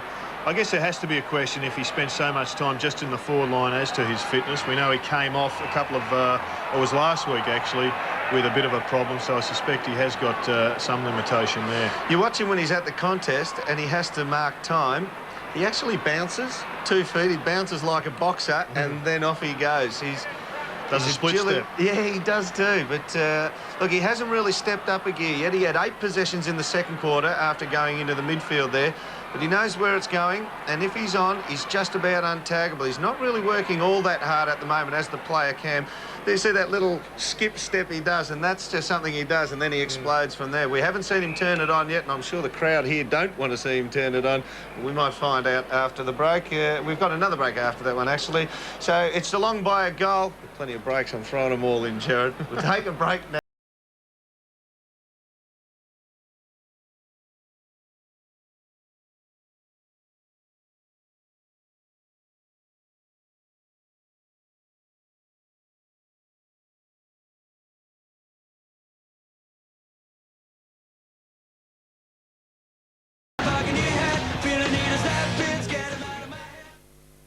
He's been voted one of the sexiest men in the world, but Monday, he's just annoying. You are like Santa Claus on Prozac. Alan Baldwin guest stars. What a great time to be alive! On an all-new Friends, Monday. Monday, want to get out of school? Oh, poor baby. Yeah, I'm sick. No, you're grounded. Then don't try this one. For pouring perfectly good vegetable soup in the toilet. Malcolm in the Middle, 8 o'clock Monday on 9. And you owe me 49 cents. Here it is, the big moment in the AFL draft. First round selection, pick number 1. Oh, well, yes, no surprises there. An obvious first choice. That was the standout. Golden draft, thanks. Next time you visit your local Coles, Look out for a change we've made. These. you'll find hundreds of them right across the store. So, what does everyday low price mean? Well, it means extra savings more often. Because all these quality, everyday low price products Are at great value prices every day. So when you notice a change here, You'll also notice the change here.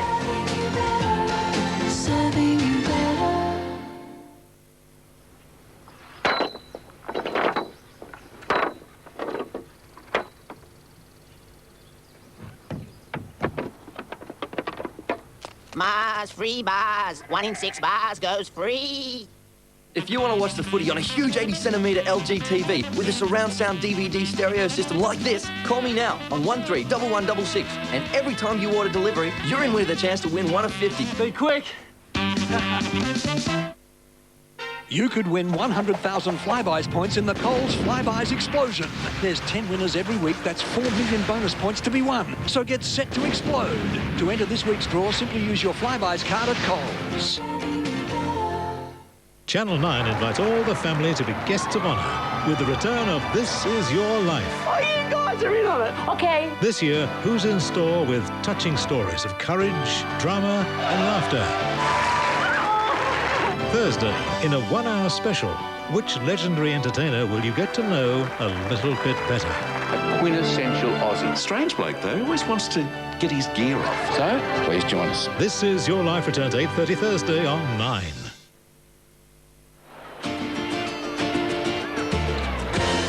After the second quarter at Skills Stadium, it's party time for the locals. Jared Healy and the Matty Scarlet Wigs are out in force. $25 a pop, too. I wanted to go down and get one. Lord knows I need it. Well, you've had the pencil out with the telestrator, Jared. What have you got? I have just a couple of ones, Dermot, just to pick up on that issue you had with Matthew Clark. You see here, he actually doesn't want to go up high. He could have jumped up to its absolute height. He's got space in front of him, which doesn't prevent him from jumping up, but he's almost putting the brakes on now instead of jumping up to its highest point and taking it where Ben Graham can't get it. You see there, the reason he took the mark is because Ben Graham actually missed with the fist. Yep. Not because it was out of his reach. Absolutely. Yeah, I'm critical of that one. I mean, he takes the ball out of the ruck in 2 hands cleanly. But put the ball on the end of a kick to him, and he just doesn't have the confidence to go with his hands. He goes for the chest mark. The other one I've got is one that I think is pretty dangerous. Have a look here. It's a set play near the Geelong forward line. You've got Mark Rasciuto there, and you've got Riley there. Now, Rasciuto's being tagged, so he is immediately thinking Riley is going to come to me and pick me up. Smart play by Bomber Thompson. I reckon they would have said, well, when you're in this position, take the gamble. Now, follow Riley closely. He goes out around the back of the umpire. Here he goes. He's just left for a shooter. They're going to gamble on the numbers. He goes into space. And see the space that they've left between the forwards up in the goal square and Riley. He moves into that space. Luck of the draw has it that Rasciuto is drawn into the contest. There he is. The ball, by chance, goes forward, and he gets an easy shot at what should have been a goal. Went the wrong side of the post. But when you're the tagger, you always go attack, and Rasciuto needed to go defensive. Absolutely, and he called for the other players to move out of the way in that space. You mentioned taggers. Did you ever play on Libba? I didn't have the good fortune to. I played against him, but certainly not next to him. He was just a great man of enthusiasm, and I think the footy world acknowledges one of the great champions of the modern era who has overcome some physical difficulties in that he's 4'3", but a huge heart. And there he is coming up the race with his family and waiting for the last time to go onto an AFL ground. Terry Wallace shakes his hand there. Game 283 and his last. And there he is. He is a fantastic bloke. Well, I've never played on him, obviously, either, but he played about 50, 60 metres away from me mostly in my career, but gee, I heard him.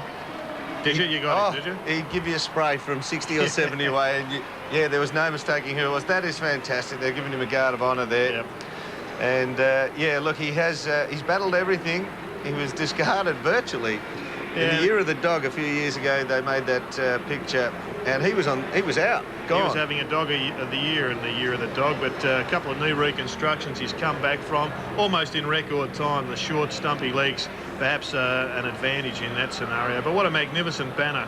A great tribute from the Bulldogs cheer squad to the little champ from the Western Bulldogs. And the bad news, though, Dermot, is they do tell me that in the opening minute he ran out and he ran straight into a big one, and he might have copped a broken nose in his last game. There's a few who've got the crosshairs on him for his career too, but he has been a brilliant player. Well, they are taking on the Kangaroos at Colonial Stadium. We're going to be covering that game a little bit later. If you don't want to know the scores, look away now.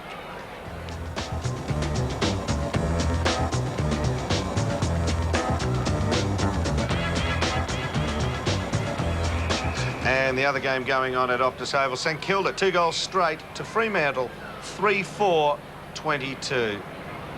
All right, Jared, I've got it this time. You got a break? We're going to have a break, mate. Break me up, then. We're going to break this time. We'll be back and see how they go in the second half. It's Adelaide trailing Geelong by a goal here at Skills Stadium.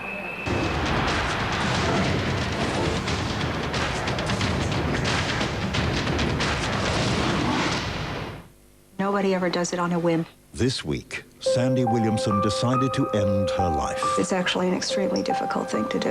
Her last wish was to die with dignity. I'm afraid that I'm going to botch the job. What happened next will break your heart. Plus, the ever-changing David Bowie. Let me take you back to the 70s. Rather you didn't. You'll never guess what he's up to now. It's all about me. When Toyota presents 60 Minutes, tonight, 7:30. Today's world needs the long life power of Duracell. Long life means more flashes. Long life means more to enjoy. And now, Duracell and The Footy Show are giving you the chance to win 2 10-year long life memberships of your favourite footy club. Call the number on your screen now to register. Lines close midnight Monday, and winners will be announced on Thursday's Footy Show. Duracell, the long life battery that lasts and lasts and lasts.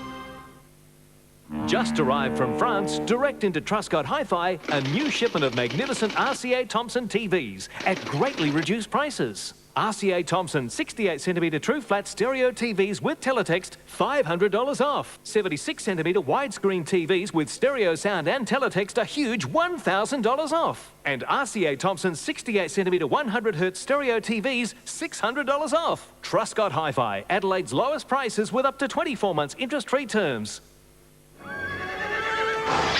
Sir Thomas, noblemen and knights, I am your king, and I am offering you safe passage if you surrender now. Do you hear me? Do you hear me? Awfully sorry, sir, but there's no one else up here. Looking for extras? Then look no further than McDonald's, because when you buy a McValue meal, you can choose up to 6 extra items for only $1 each. It's value with extras. For 80 years, Australians have trusted Repco. And today, more than ever, Repco is the place to go for parts and accessories for your car. Like motor guard or seat covers for just $16.95 each. Or Valvoline Super Diesel 5-litre engine oil for $23.95. This projector portable jump starter is just $149. Or you can pick up an MVP impact drill or orbital sander with 2-year warranty for only $49.95 each. Call 133 227 for your nearest Repco store.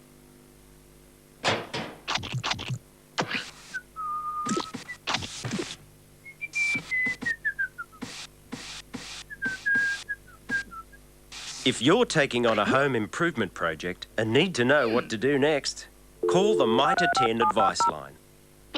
Our qualified tradespeople can save you time and money by getting you back on the job fast. So for 10 out of 10 advice, call 136310. Sunday night at the movies. Hi. Is it infidelity if you're involved with someone on email? In life, they're at odds. She's beautiful. What are you doing?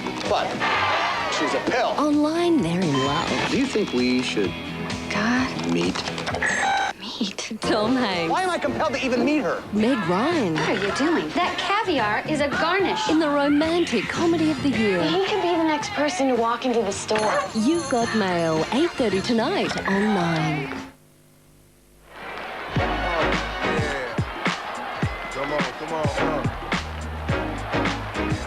Welcome back to Skilled Stadium. Anthony Mithen, minus the wig, and the great man Gary Ablett shakes his hand and says, "Get out of here, will you?" Yeah, no way I'm talking to you, Mitho. Wind's blown his hair off. Yeah.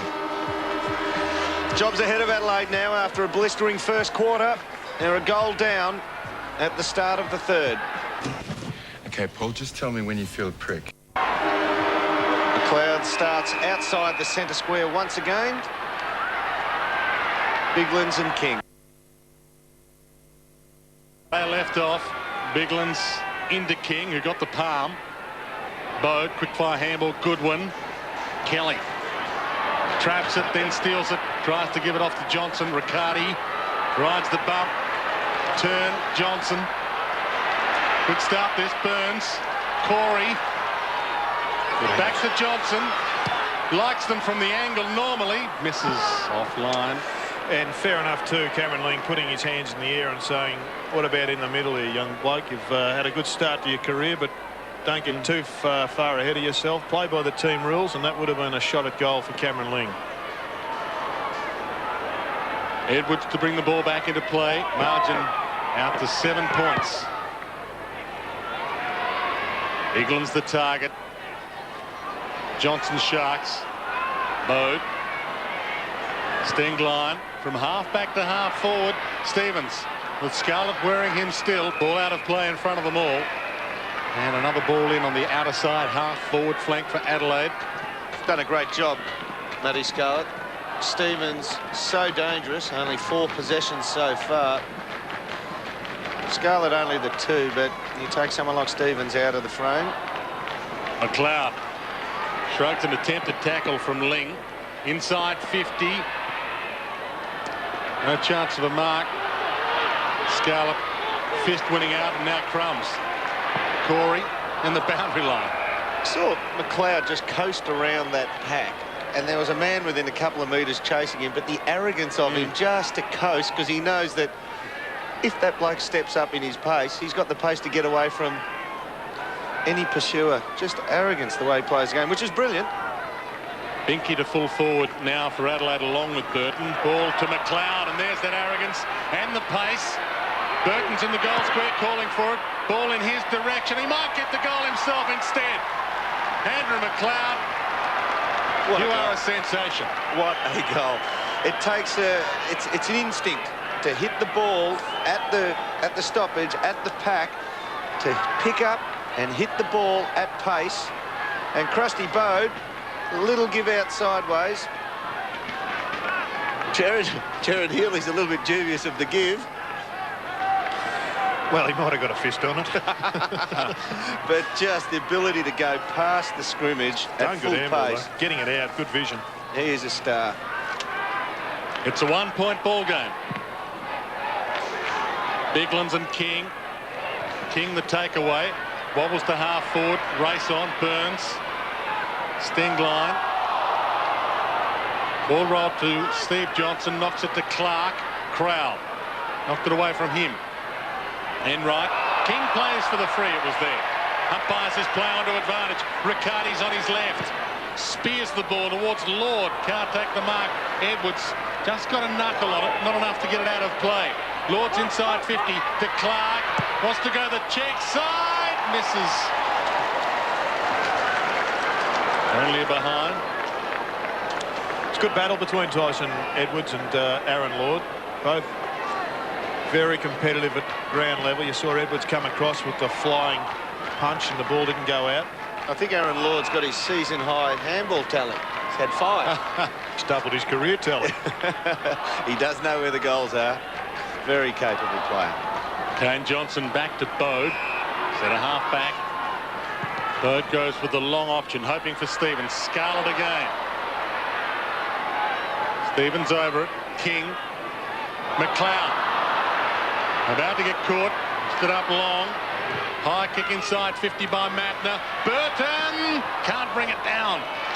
And it's out of play thanks to Kilpatrick's hand. Still a good jump, but he's not jumping as high as he was a couple of years ago. Injuries taken their effect on him, I think, and didn't time it perfectly. He has discarded the knee brace, which makes him look a little more attractive and sprightly. McLeod can't kick 2 in a row, can he? No. Out of bounds on the full. Just the way he got to that again. The ball off the hands of the pack, and he's hit it at top pace. It's just... So you can't teach a player that. That's instinct. Just watching 15 metres off the ball there, Milburn was pushing him away from the contest. Yeah. Some would argue that's all fair in love and war, but... you need a pill here, Jared. You got one, Dermot, on cue. Yep, beautiful. It's up on the roof. And a freshie comes out. Good news for Adelaide, with Scarlett being held up. They can man up. The umpire being a little pedantic, pushing him around. King flies, and a good mark over the top. Plays on defensive 50. Corey into dangerous territory and gets a free for his trouble. Well, Burns wants to play onto advantage. He won't be allowed. Stingline cut him off, and Burns almost thought about it. Thought better of it, did Ronnie Burns.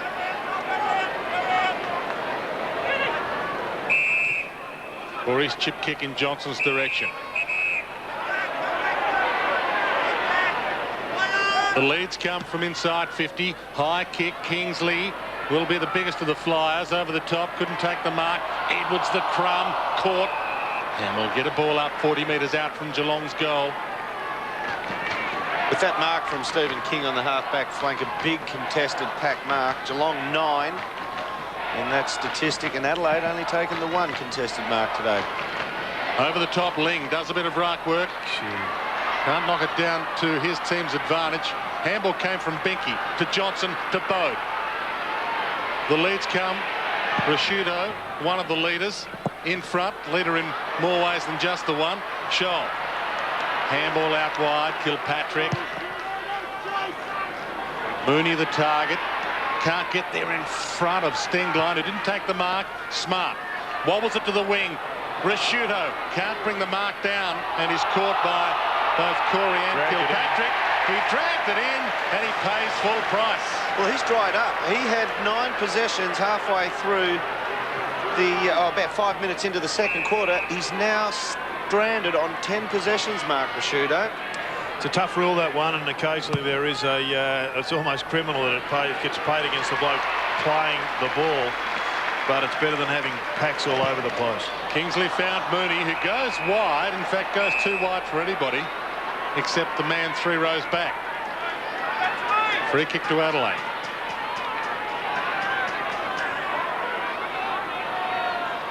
McGregor from virtually the back pocket. Moorabool Street side of Skilled Stadium. Again, a big pack flies. Kingsley the crumb. Corey now Enright. Inside 50. Crows with numbers. Kelly almost stole it. Burns almost stole it. Lord wants to get another handball out to the left-footed Riccardi. And can he? No. Just not enough. There's a classic case here now with Adelaide, who are a predominantly long-kicking side. They can't take a contested mark. Geelong is sitting their numbers back. Wherever Adelaide have the ball, Geelong is sitting a big pack about 50 to 60 metres behind it. They're taking the contested marks, or they're just spoiling in numbers. So Adelaide is struggling. 17 scoring shots to 9, and it's only a 3-point lead. Ball handed off to Goodwin. Rashuto does take the mark. A couple of grabs. Binky is on the lead. Graham is with him. Well, who's going to that's a mark claim that? Graham, isn't it? Well, Binky's being painted. Had to be Graham's mark. Binky was in front, but Graham had more of it, surely. Well, the telestrator will, or the replay will decide whether or not the umpire's right or not. That's play on. It's play on. Well, one bloke's got one hand on it, the other's got 2. Didn't come down with it, but he started with it. Luck in Binky's favour, and he kicks the goal. Adelaide hit the lead in dubious circumstances. Today's world needs more power. That's why today's world needs Duracell. With long-lasting alkaline power. More power means more flashes. More power means more to enjoy. Super-powered Super Duracell. The power that lasts and lasts and lasts. In basketball, it would have been a jump ball.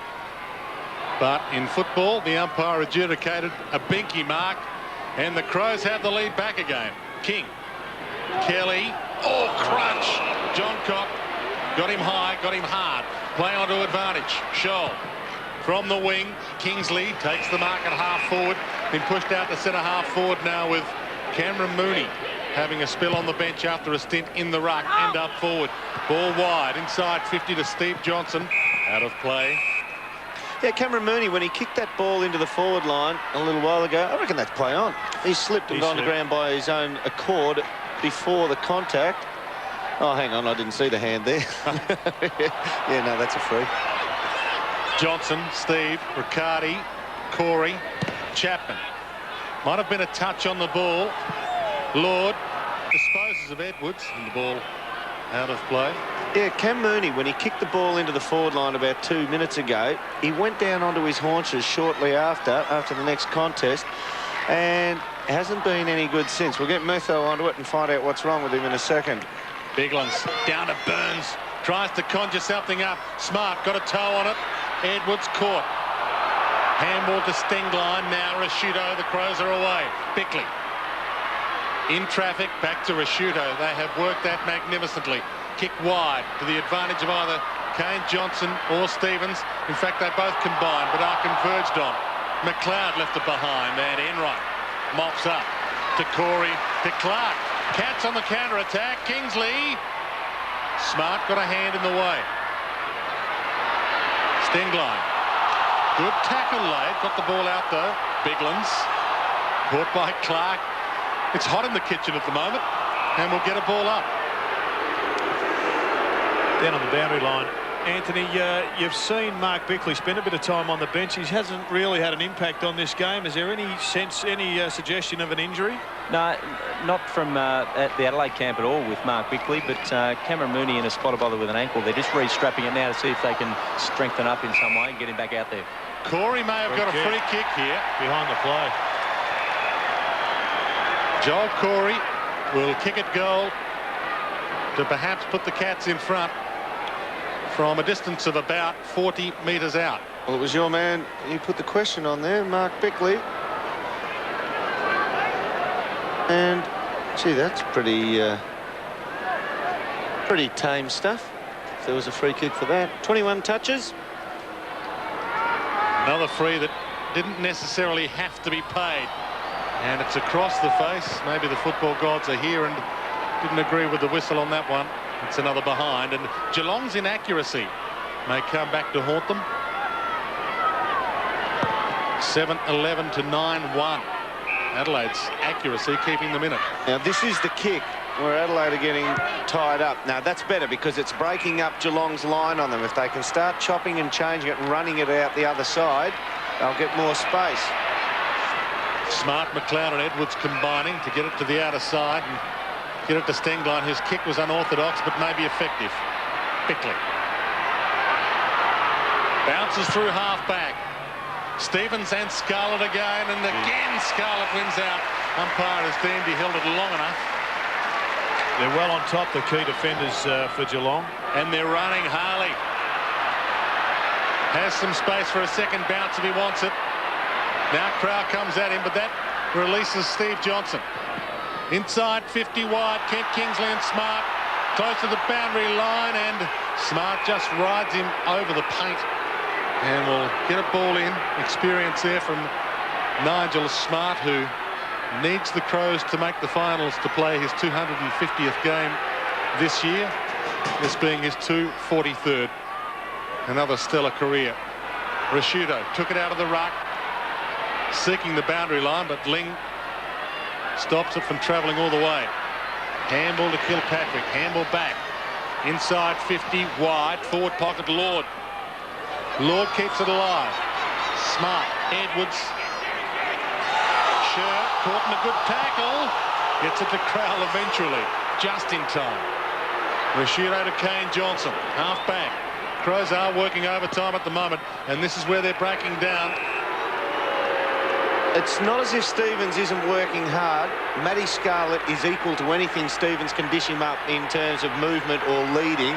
They've just got to make a swap there and get somebody else out at centre-half forward against a different opponent. Laddams warming up. Ball comes to Clark, gives to Rashuto. Kick smothered. John Cock didn't get a free. Kelly. Milburn.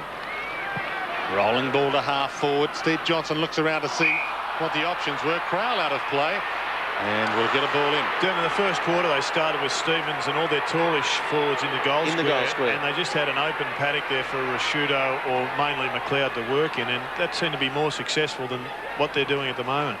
King to Kilpatrick. Matner on defensive 50, where most of the play has been for the Crows so far in this third term. Smart.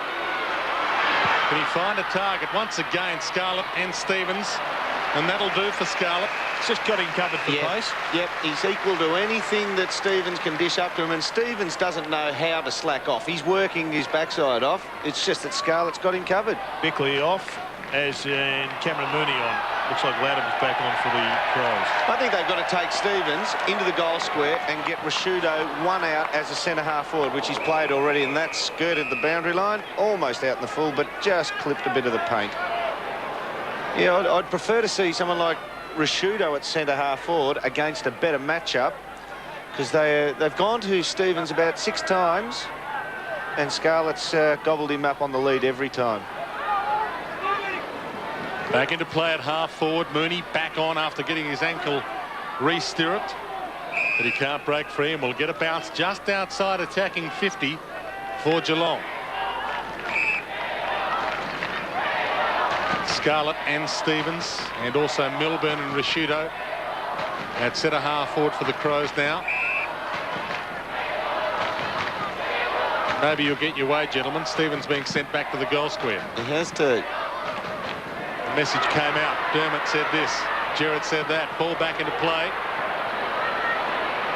Inside 50 for Geelong. Riccardi's over it. Kelly is over it, but no one can break free, and we'll get another ball up. McGregor about to come on for Adelaide, and they are ringing the changes at the moment. Maybe McGregor could go down and take on Kingsley, and Nigel Smart could go forward. He's got the pace to perhaps just change the mix up there. Crows still lead, but that might change. Ling kicks wide or behind.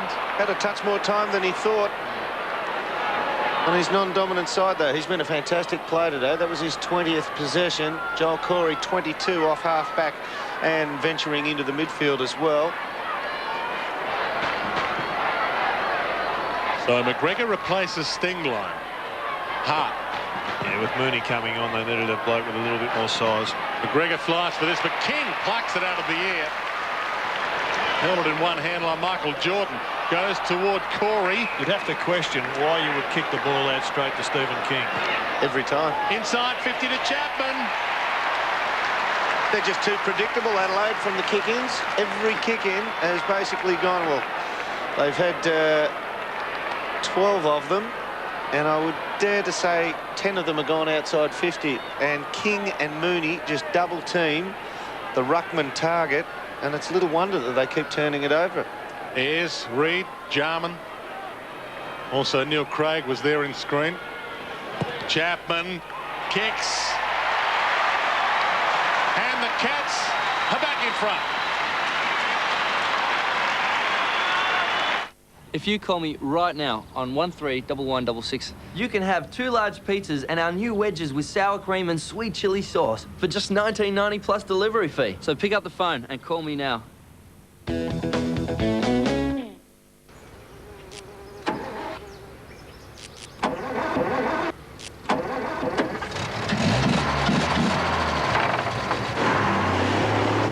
Bars, free bars. 1 in 6 bars goes free. There they are, Ayres, Jarman, Craig, Reid. They're in trouble, Adelaide. Cats back in front. Kane Johnson, ridden a little by Raleigh. Well, Adams thrown out of the pack there. So a free kick. Look at Rashudo at centre forward. He's holding his hands up saying, no, nobody run here, leave it open. Laddams long and high, hoping for a big grab by Binky. And that's what Rashudo was doing. Let the forwards run into space. They got there a fraction early, but Binky had a bit of hang time there. A couple of spoils Ben Graham's missed today with the big fist. Brett Binky has kicked one in this term. A chance to make it 2. Did start the game on the bench, and Brett Binky puts the Adelaide Crows back out to a 1-point lead. Tonight, the world's worst air show disaster. 78 dead and more than 100 injured after a jet plunged into crowds. And injury troubles for Port Adelaide after their nail-biting finish against Melbourne. Get your act together. Horror Homes, it just keeps happening. It's heart-wrenching. Australia's biggest builder promised to fix the problem, so why are they still waiting? Nobody seems to want to help. Nissan presents a current affair. Been a seesawing contest. The 3rd lead change for this quarter and the 5th for the game. Clark. Nicely to Goodwin, but the handball from him didn't find the target, and Mooney splits them apart. Bounces, drops the ball. He's his own worst enemy occasionally. Gets it to Johnson. Caught. Good tackle, Laddams. Ball comes to Matner. Now Kane Johnson wide.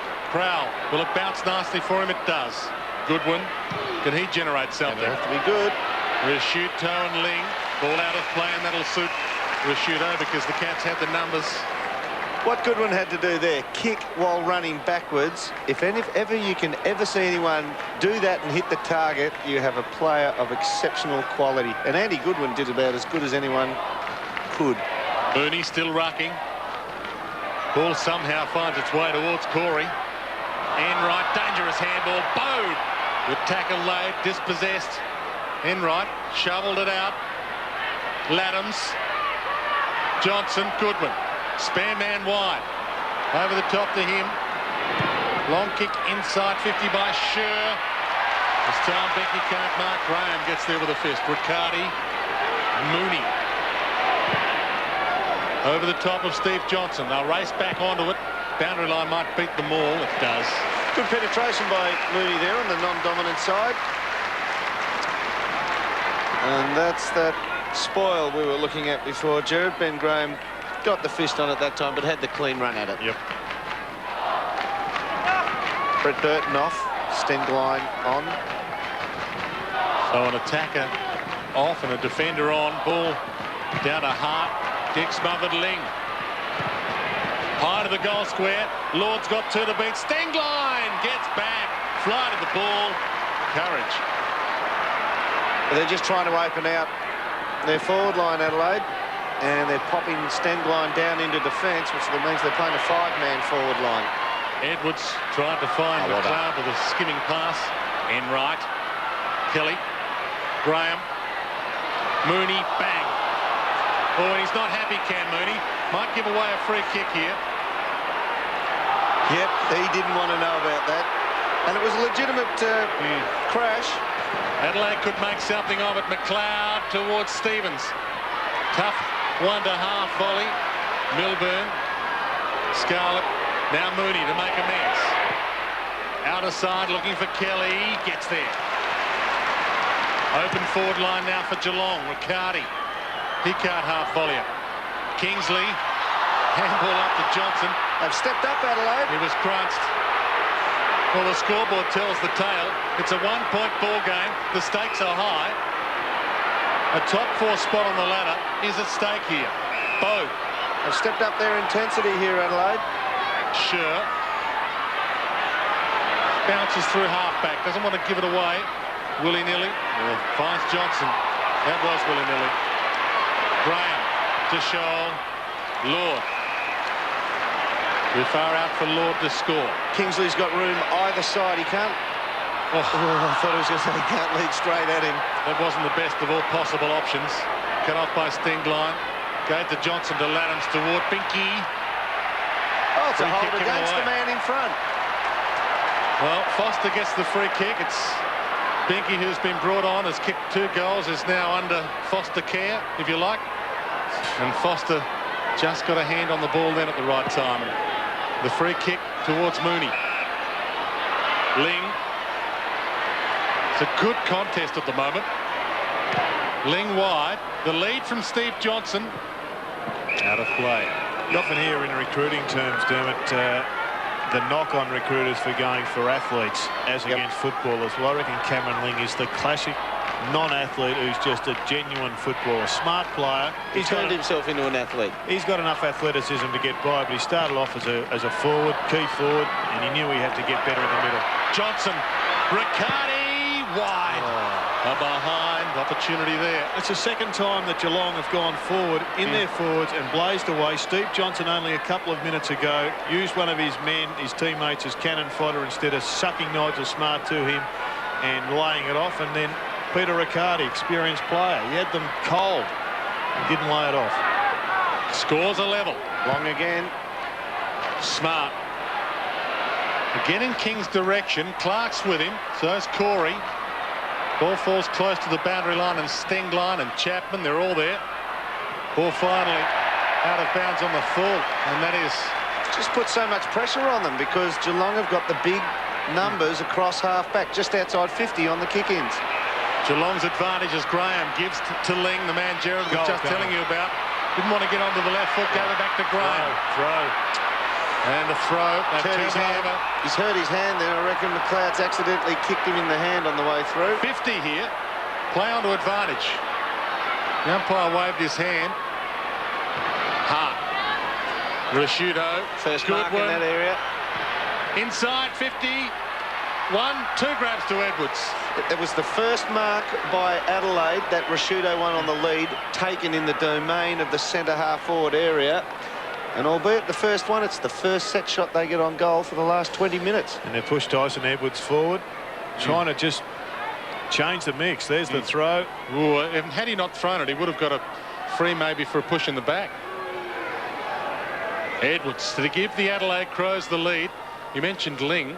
He was under the care of Michael Turner at the Geelong Falcons, and Michael Turner virtually told him, lose a couple of kilo, pull your socks up, tuck your jumper in, you'll get drafted. And that is exactly what happened, because most thought he was too overweight. Edwards puts the Adelaide Crows back in front by a goal in the shadows of three-quarter time.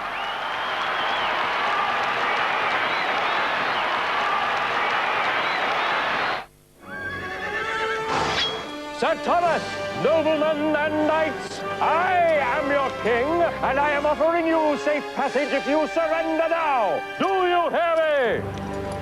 Do you hear me? Awfully sorry, sir, but there's no one else up here. Looking for extras? Then look no further than McDonald's, because when you buy a McValue meal, you can choose up to 6 extra items for only $1 each. It's value with extras. Mark Thompson, the coach of Geelong, on screen. They trail. He's getting ready for what will be a very important three-quarter time address in 2.5 minutes from now. Hart trying to start another heart attack from defence. Can't get a handle on it. Bode, Johnson, Clark now. Edwards, who's one out at centre-half forward, kicked the last goal. Dowdy calls for it short. Ball in his direction. Good punch away, Graham. Runs into Scarlett, goes with the big talk off the side. Good hands. Yes, perfect hands from Laddams.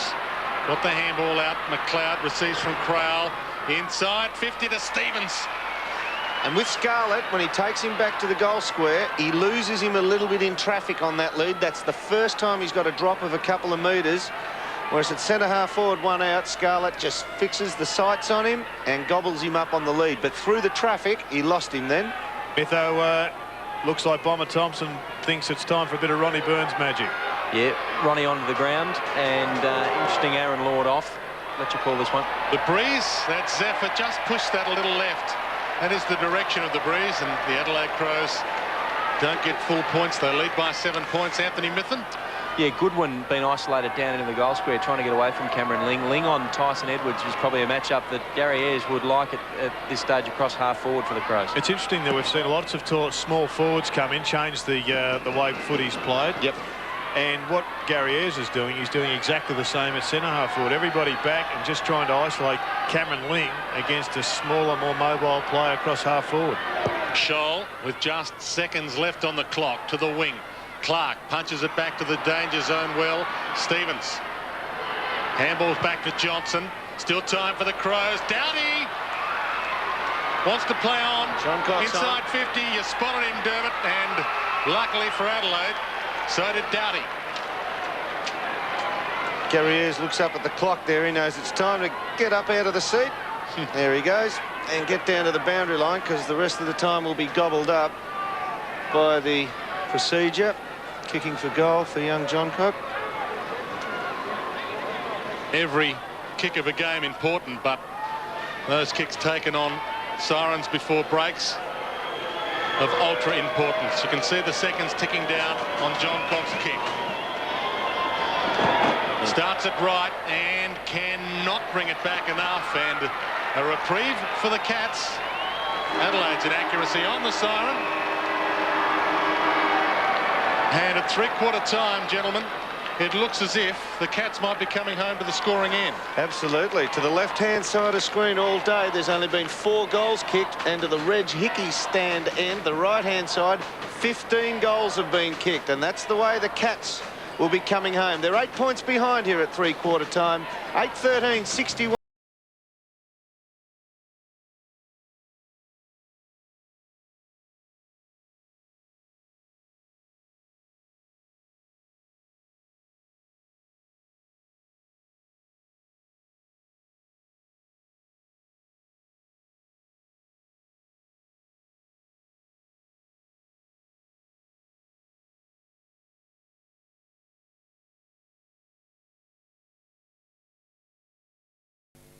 7:30 Tuesday on an all-new Smallville. Some of the nurses say she can see the future. With a single touch, your destiny will unfold. It was a glimpse of the future, my future. You're not like other people. Does she hold the secret behind the shape of things to come? All I'm ever going to be is a little girl in a fairy princess costume who lost her parents. I don't see it that way. And would you be prepared to learn everything? Someone close to you is going to die. An all-new Smallville, 7:30 Tuesday on 9. If you call me right now on 131166, you can have 2 large pizzas and our new wedges with sour cream and sweet chili sauce for just $19.90 plus delivery fee. So pick up the phone and call me now.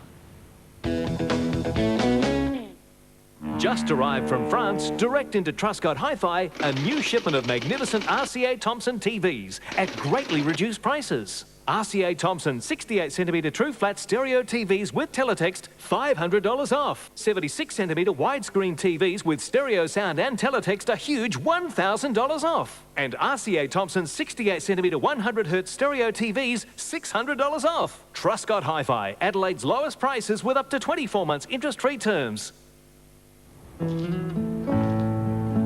At Millel, we've spent years carefully crafting our handmade range of cheeses, making sure they're matured just right, creating a cheese that tastes so good you'll want to enjoy every piece. Millel, the art of making cheese.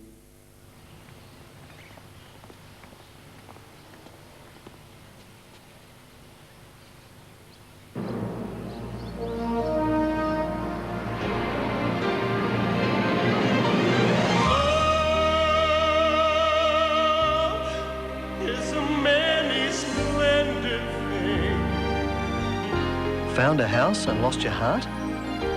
Talk to Bank SA about a home loan.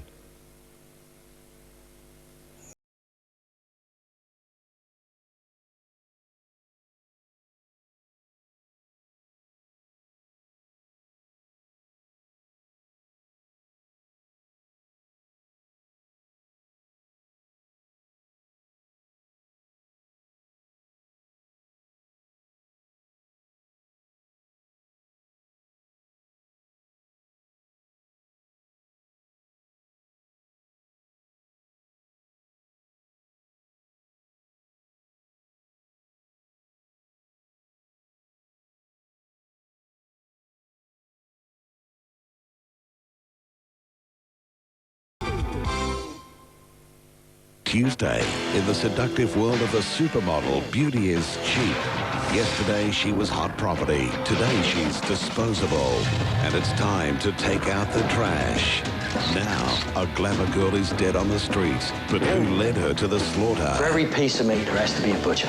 Who has a terrible secret? What did she steal from you? My life. And who will get hurt? Finding out the truth. CSI, 8:30 Tuesday on 9.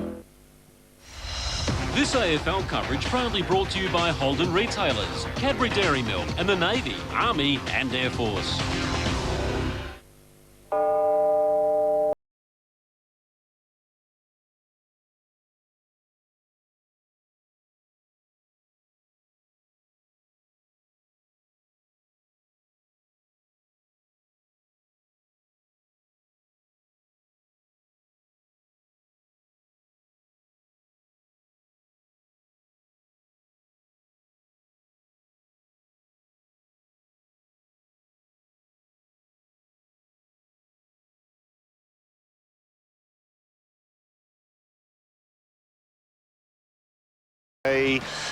An assistant coach at Adelaide, Peter Curran. Certainly was courageous, Peter, and you need some courage here. It's a one-on-one contest. You're on the road. You're a goal up. Can you finish it off? Well, win the quarter and everything else falls into place. But, yeah, look, it's a tough battle of two sides that play pretty hard contested footy, and we've just got to maintain what we're able to wrest a bit of momentum back there in the third quarter. They certainly came hard, and we've just got to maintain that. And a question for both ends of the ground. You need some space up forward. How are you going to get that? And at the other end, you just need to tidy up those kick-ins. Perhaps they're picking them off, and which has been a trouble for the year. Well, work rate and movement is the most important thing, so these boys just got to keep at it. Good on you, Peter. Thanks for joining us. Thanks, Smitho. Other games going on around the state. If you don't want to know the scores, look away now.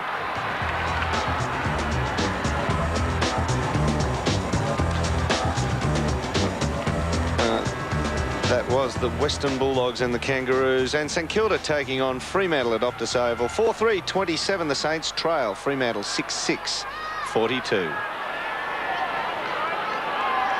Final term about to get underway. Adelaide lead by 8 points. Geelong to the scoring end in this last term. The Cats have won 7 in a row, but they were in a similar position last year at this time. They lost their last 5 games of the season. They don't want likewise here. And looks like Riley's been pushed on to Kane Johnson. He was flying in that third quarter with 12 touches of the footy. They've got a number of star players, a number of all-Australian midfielders. No doubt a number of these Geelong guys will end up with that status if they continue their improvement, but she's going to be a big ask. Patrick bursts through the pack to Ling, to Raleigh. Chance for an early one to Geelong. Long and across the face. A behind. Once again, Raleigh just getting the attacking side of the stop play. And his more high-profile opponent just not paying him the respect, almost to the detriment again. Look at this massive amount of space. That's Tyson Edwards up at the centre-half forward post. So if they clear the zone here, there is room to burn for the Adelaide midfield to run through. But they're not going to. Schur's kick marked well by King. I reckon he's got corked in the back of the hamstring there. Need to clutch for it. Should be pretty fresh. Should be able to run out the last quarter. He spent a bit of time up forward, Dwayne. 1-on-1. Kingsley goes the punch from behind. Crowell. Down past King. And here he is on the outer side. Clark is with him. Graham lends assistance with a little rake to Clark. The racehorse to Chapman. Inside 50 again. High kick. Johnson, big leap, couldn't bring the mark down. Crowell relieves the pressure momentarily to the boundary line. And this is the best way for Adelaide to be able to clear it, because I suspect that King will get sucked into this boundary throw-in, and that means he won't be sitting 100 metres behind the play, where Adelaide just seem to direct their traffic. And that stat will excite Adelaide fans. Ball back into play. And Ben Graham being pushed forward, Dermot. Yeah, he's been relieved of his duty down there, which isn't a bad move, because you'd think with the, well, the dominant end to kick goals. That's the Adelaide goal square. Yeah, well, most of the goal scoring has gone at the right-hand end of screen, so get him down where the action is. Ball alive, Riccardi, can he pounce? Goal! Riccardi has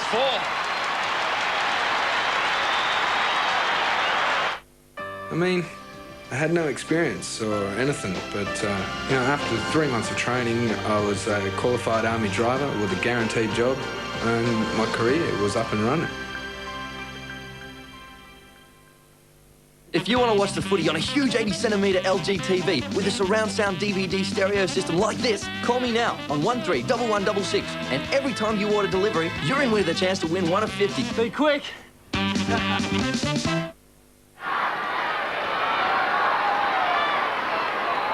Scores as close as possible without being level. Bounce. Clark and King. Corey to half forward, and Ronnie Burns leads the race. Schur's got him. Handball to Chapman. Cats could hit the lead here. Long kick. Chapman. Cats do hit the lead.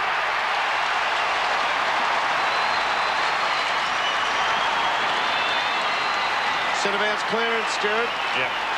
Well, that's 2 from the last set plays. 2 direct goals. And Gary Ayres would be just pulling his hair out. He's got plenty to pull out for a coach. At their lack of success, the kick-outs, they've just got to get the kick-outs organised, Dermot, before the finals, otherwise it's going to hurt them. And also stop plays where they've been really good all season, but they're getting beaten at the moment. Andy McLeod still stranded down in the goal square. Whether it's a case that he can't run out the full 20 minutes of play in the midfield, gee, you'd have him in the action right now if he could. Cats by 5 points. Ling, bottom of the pack. And the umpire will sort it out with a bounce. Prosciutto and McLeod down in that overly populated Adelaide goal square. And surely it's only a matter of time before one, if not 2 of them, is released to where the ball is. That is a pack and a half in the goal square, isn't it? The ball's 100 metres away. Kane Johnson caught by Raleigh. Ball flicked up. Or King went for the big fresh air shot in the end. Riccardi inside 50. Kent Kingsley. Ball to the back. Graham attacks it like a captain should. Corey, can he find a target inside 50 or find the big opening? He finds the small one. It's a behind. Changing the ruck there, Mitho. Yeah, Clark off, and who's that coming onto the ground? Big Land's onto the ground for the Adelaide Crows. Bomber Thompson assessing. They've got to make a change. They've got to change it up here, and they go short this time. Now he can play on if he wants. That's better. Crowell about to get caught by Burns. Short. Good kick. Finds Laddams. You just got to break up Geelong's zone on the kick-ins because it's a very deep zone. Laddams chips it wide to the man with the fresh legs just on, Biglands. Big Kingy giving him a gobful as he went for the little kick. Wobbly ball. Milburn mops up. What was a poor disposal up forward? They are wide. Now Clark can run this wing. He'll back himself in to have a little gallop with a couple of bounces. Runs his distance, gives to Harley, not a known runner with the ball. High kick to full forward. How will this bounce? Unkindly for Geelong and kindly for Ben Hart. It's out of play with Gary Ablett Jr. also on the field for the Cats. There's Johnson and Lord having a rest. What about Tom Harley's kick? It really was a backman's kick. I know that's an overly used phrase, but to pop it up in the air when there's a little bit of breeze running with him, just needed to be low scooter over the grass that rolls end over end. Crows a bad record here. Burns! Geez, another smother. I reckon I've seen more smothers today than I have in any other game this season. It just seems to. I'm not sure if we take stats on that, but we'll find out. But it has been an incredible amount of smothering. Oh, we do. Short to Scher. In from fullback. He's caught to play on as he backtracks. He's in trouble. Goes wide. And taken in the back pocket. Crowell almost committed to one side of the ground now. Cats lead, and Crowell, angry Crowell, just hacks it along, hoping. Cats have the big numbers there. King punches toward the boundary line. Clark, Bode, Goodwin, boundary line. And they're playing it so well. You said they had the big numbers. Well, they had the biggest of all the Cats there as well, Stephen King. He just knows where he can go because the rest of the team is disciplined, Geelong, and they're forcing Adelaide into kicking to him. There's the top disposal getters, Corey and Ling, 26-24 apiece. Laddams to Biglands to centre half forward. Binky got a hand on it. Got it to ground at Raleigh Sharks. Riccardi would punch away Stengline, first to recover. Handball inboard. Johnson forced to stop and wait. Back to Stengline. Now Goodwin. Binky. Got Bode loose. Got the overlap. Got to use him. Bode says, get out of my territory, Rico. Short, takes it. Beyond his range. Centering ball, dangerous area to be going to. One grab, make that two. That is a brilliant mark by Doughty. He had two to beat and beat them both. Big Stephen King. Probably, if he had his time again, I think he'd take a bit of body with that one.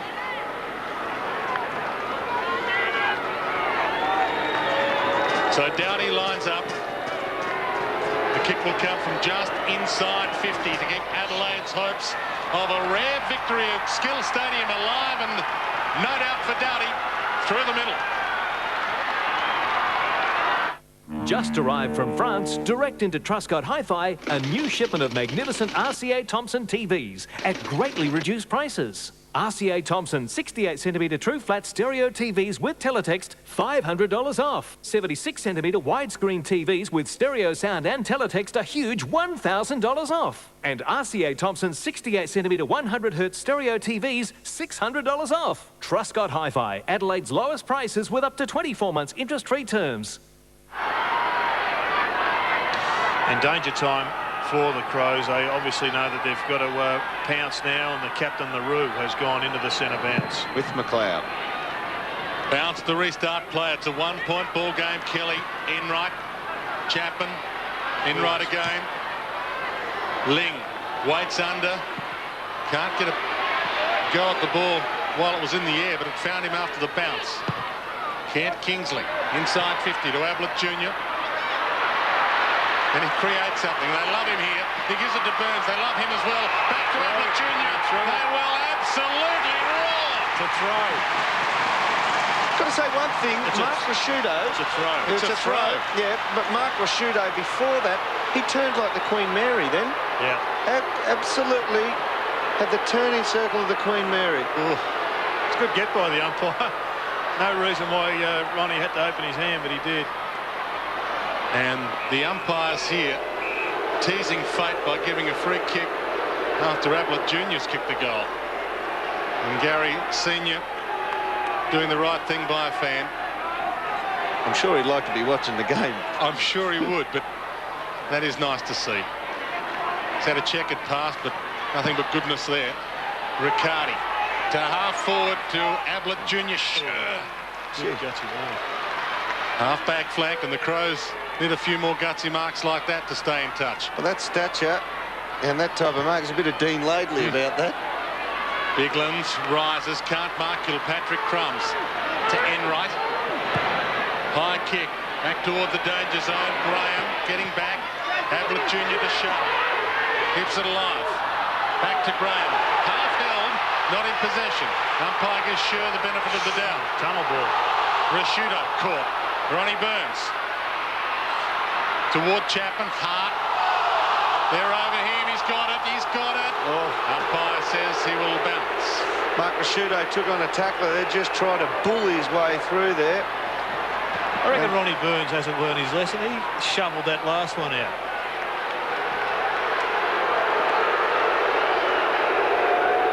Umpire getting some signals of appreciation as he bounces. Biglands stolen by King. Wobbly ball across the face of goal, and it rolls out of play. Stephen King, who as a kid barracked for Essendon and had a poster of Bomber Thompson, his own coach, on his wall. Have a look at this. Did too. Open-handed handball. Ball comes to Kingsley, and he has conjured something out of nothing. His first goal of the afternoon. On Nine's Young Lions, falling in love on the job. I thought you didn't get involved. I can play it by ear. Can make you an easy target. Give Guido a message. If they want the money back, just tell them that. Wednesday. You don't want to mess with this guy. I reckon he kills people for a living. Detective Smart can't decide if the biggest betrayal is by her lover. Get off me! Or the partner who's lying. You just don't want to be a part of it. I'm already a part of this, okay? I'm the used part. Nine's new drama Young Lions, 8:30 Wednesday.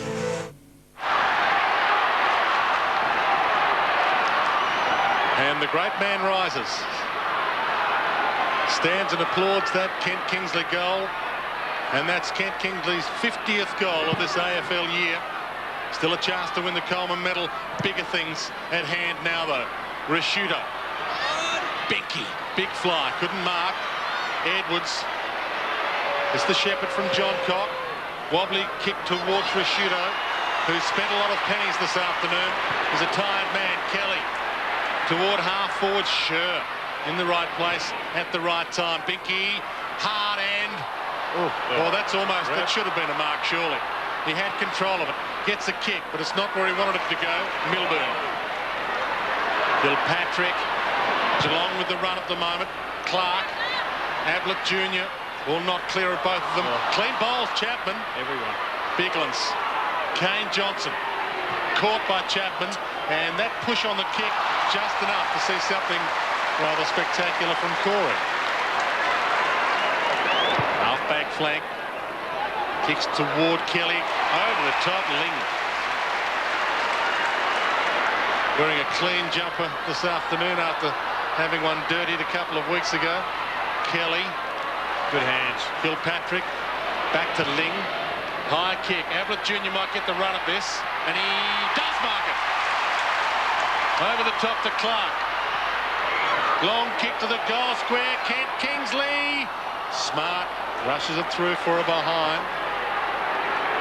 I don't know if Peter Curran said two teams that were accountable. I don't know if Adelaide are playing accountable now. When you get to the fall of the ball, wherever it is, Adelaide are basically getting most of their numbers just defensive side, not by a big way, only by 5 metres, and Geelong defensive side the other side by about 5 metres. So it's almost like a rugby lineup.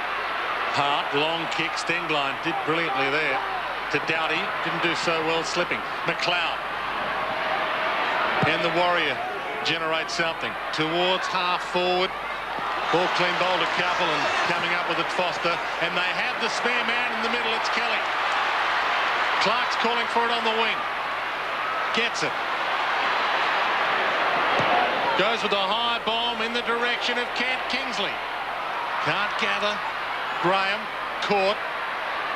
Ball still in the danger spot, just out from the goal square. Toe poke by Enright. Kingsley gets it to Johnson.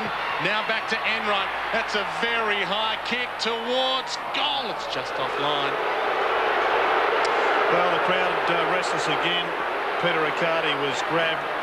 He was probably helping the umpire make the decision, but Nigel Smart took him to the ground, and it was certainly one that could have gone either way. Adelaide gone short again. 9 frees to 11 in favour of Geelong. Crowell in the back pocket after getting it from Doughty, gives it back to him. He gives it back to Crowell. Adelaide system breaking down a little to Hart. They've worked it back to Scher nicely in the end. Long kick to the advantage of Binky. Good mark. Can race on. Can kick the goal or go with the pass to Risciuto. Takes the mark. Gee, they're just staying alive, Adelaide, aren't they? You'd think that if they got headed early on in this last quarter, they might wilt and die, but they are just staying alive. Mitho double change for the Cats. Yeah, Ling coming off the ground as well as Graham, and Mooney came on, just searching for the other player who ran on. You're too good for me, Jared. I think it was Mooney. Yeah, Mooney, and didn't see the other one. No, Ronnie Burns is having a break. Ronnie Burns is coming off now. That's a third change for the Cats now, with Lord coming back on. And not a bad time to make your change as well during a stoppage, so you're not left with a free man for the opposition. Risciuto, he kicked 2 goals in the opening term. And make that a third for the game. And the captain keeps their chances of winning this contest at Skilled Stadium well and truly alive.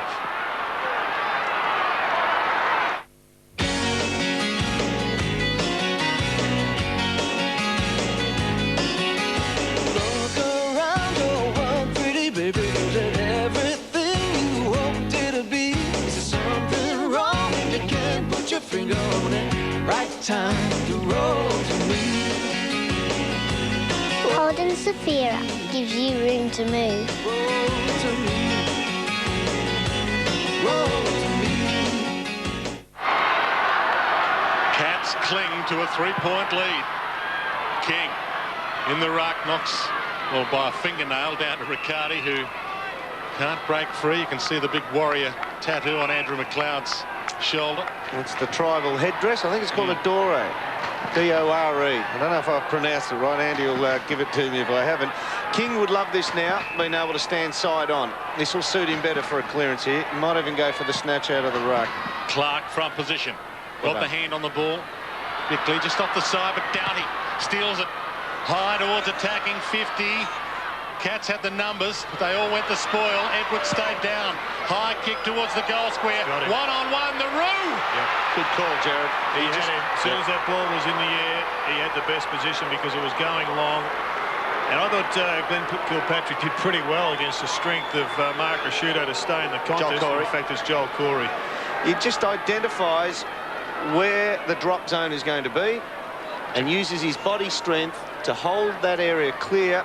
And then when he actually marks it, there's no contact. Great kick from Edwards. He could have wheeled around and done the reverse boomerang kick, but he straightened up, kicked a long drop punt to the advantage of his captain. A tattoo sneaking through there, Dwayne. You can't ask for more than this. 7.5 minutes remaining. This kick to put the Adelaide Crows in front by 3 points.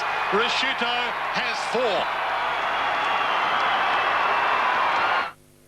He breaks the tackle, runs to the 50, lines up the big sticks. It's a long bomb. Oh, put down your glasses. It's right through the middle. Oh, what a goal. Golden draft, thanks. If you call me right now on 131166, you can have 2 large pizzas and our new wedges with sour cream and sweet chili sauce for just $19.90 plus delivery fee. So pick up the phone and call me now. The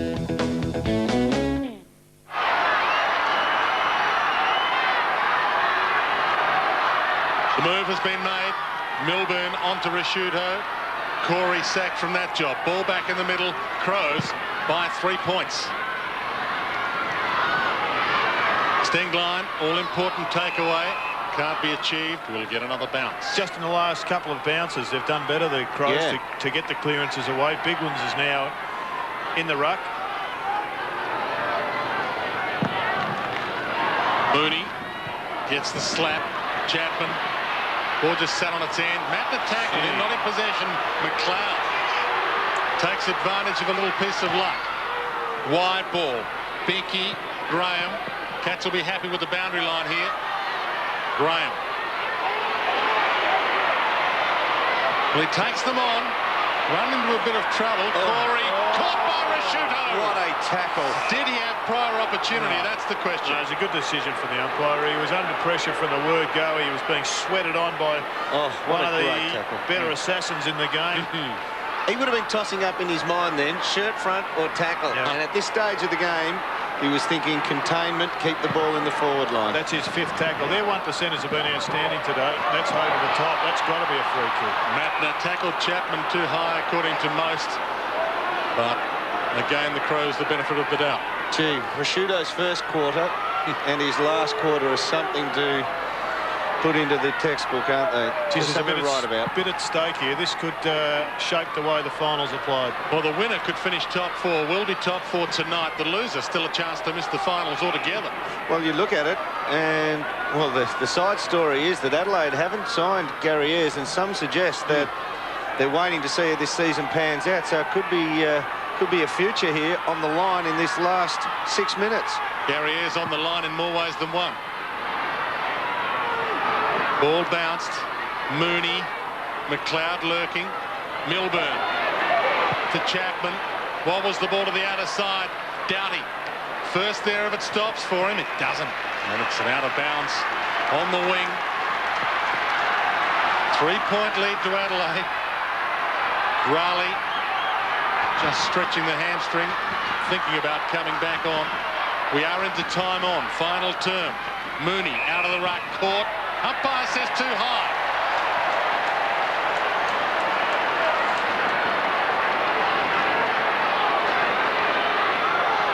Mooney just backward at the wing. High kick, Kingsley, the lead. Smart. That's a brilliant mark. That is the mark of someone who's got a couple of 100 games of league footy under there. But just worked him under it, Dwayne. Mattner just lost it for a second, got it back again. Binky, good position to just knock it to the back. Well played. Inside 50. How will it bounce? Rashudo. Man of the moment to John Cock. Throw, according to the umpire. He was in good position. John Cock could give away 50 if he doesn't give it back. Yeah, it was a throw. Shoal wide, dangerous. This Binky one's on fire. Him and Doughty are the 2 reasons why, and Rashudo obviously are the 2 reasons why the Crows are back in this match. He's the first one that's given them mobility out there. Stevens and Scarlett. Graham. Shoal. Clark. Spent it before he'd earned it. Enright. Dangerous handball that. Chapman has a few to beat. Back to Enright. Tries to slap it on to Johnson. Caught. Good tackle laid. Mattner stopping the ball on the wing in time. Now the enemy of the Cats. Gee, Gary Ayres has got this team drilled in their tackling beautifully. I mean, that Rashudo one before, the Stengline one just then, the ability to hold them, it would have been so easy both those occasions to give a high tackle. Mooney knocks it down to Bickley. Graham gets it to Corey. Has been good. 3-man at centre half back. That's ignored. Ling. Half back flank. He's under pressure. Joel Corey kept his head well there and maintained possession. It's going to go down to the wire here at Skilled Stadium. Long. King. Flies. Can't mark. Ablett. Oh, missed the target. Get it again. Does brilliantly. Now that's play onto advantage. He could have gone back. Umpire allowed play on to advantage, and Stengline gets it to Matner. The Crows come away from a half-back. They've got the loose man. Bickley, can he get it on to Scher? He does. Scher runs into space. One bounce. He can go all the way. Drop punt. How will it travel? Off hands. Rashudo. He is everywhere. He's a blinder. He is just a beauty, isn't he? He is a powerhouse. His first term was superb. His last term has been even better. You knew that was going in there, Jared. You and I were thinking, there'll be no mark here. He had no right to mark that. No, he was running the wrong way. In the wrong spot? Yep. I think Rashudo was expecting him to kick the goal, but just dropped short. And Mark Rashudo had a magnificent last quarter. He knows how to be a hero, Mark Rashudo. Has been one of the great players of all time for the Adelaide Crows. Goal number 5. And they are 3 minutes away from an unlikely victory. You've just talked to your old flame in America. Half-hour calls to the USA are only $2.50 with Primus Telecom. He wonders what you look like now. Email him a picture of Kylie Minogue. iPrimus gives you unlimited hours and downloads for only $24.95 a month. Call Primus Telecom on 1300 85 0000. Primus Telecom, delivering the real value of communication. They trailed Geelong, Adelaide, about 5 minutes ago. Mark Rashudo has kicked 3 goals. The last 3 of the match. And all of a sudden, Geelong is on the canvas. Pretty important decision, that Gary Ablett advantage that turned out not to be advantage. Still time. Chapman converged on and will get another bounce. The Cats have won 7 games in a row coming into this one. Adelaide Crows have only won 1 of 8 of their meetings here at Skilled Stadium. Ball in dispute, time ticking away, and with each second that ticks by, Adelaide closer to confirming its spot in the top 4 tonight. Surprised there's not a bigger pack around the ball, or Gary Ayres hasn't pushed a man or 2 back loose in defence. Inside 2 minutes. Cats need 2 goals. Kelly gets them to half forward. Off hands. Lord. Kent Kingsley. Stolen by Smart. Free kick to Geelong. Play on to advantage. Kelly's running in. Open goal. It's not allowed. And he's hit the post anyway. Thank God. Thank God. He's let the umpires off the hook there. Well, the umpire has some foresight. He said it wasn't to Geelong's advantage that Kelly was running into an open goal. He was right. Harley towards full forward. Johnson flies. Ronnie Burns. Caught. Johnson caught. Lord. Forward pocket. Johnson snaps. Goal square. 1-on-1. Kingsley. And the ball might... Now it hits the behind post. It's a ball in. Look at big Stephen King. He's just waving his arms around saying, get out, because he wants a grab and a shot at goal himself here. Well worked. Ball knocked down to Crowell. Doesn't want to get rid of it just yet. Wants to hold it in for as long as possible. It comes out. Ling. Can he find Kelly? He can. Crouch. Boat's got him in the back. Well, he's going to have to take it quick if they're going to get a follow-up shot. One would presume he will kick it, which will give Geelong about 25 seconds, perhaps, at most, to get a winner. Kelly. He might be a little nervous. He hit the post a few moments ago with the same opening in front of him. A 9-point ball game. We're inside the last minute. Kelly. All of Geelong on his shoulders. And what a great last 35 seconds we've got coming up for you.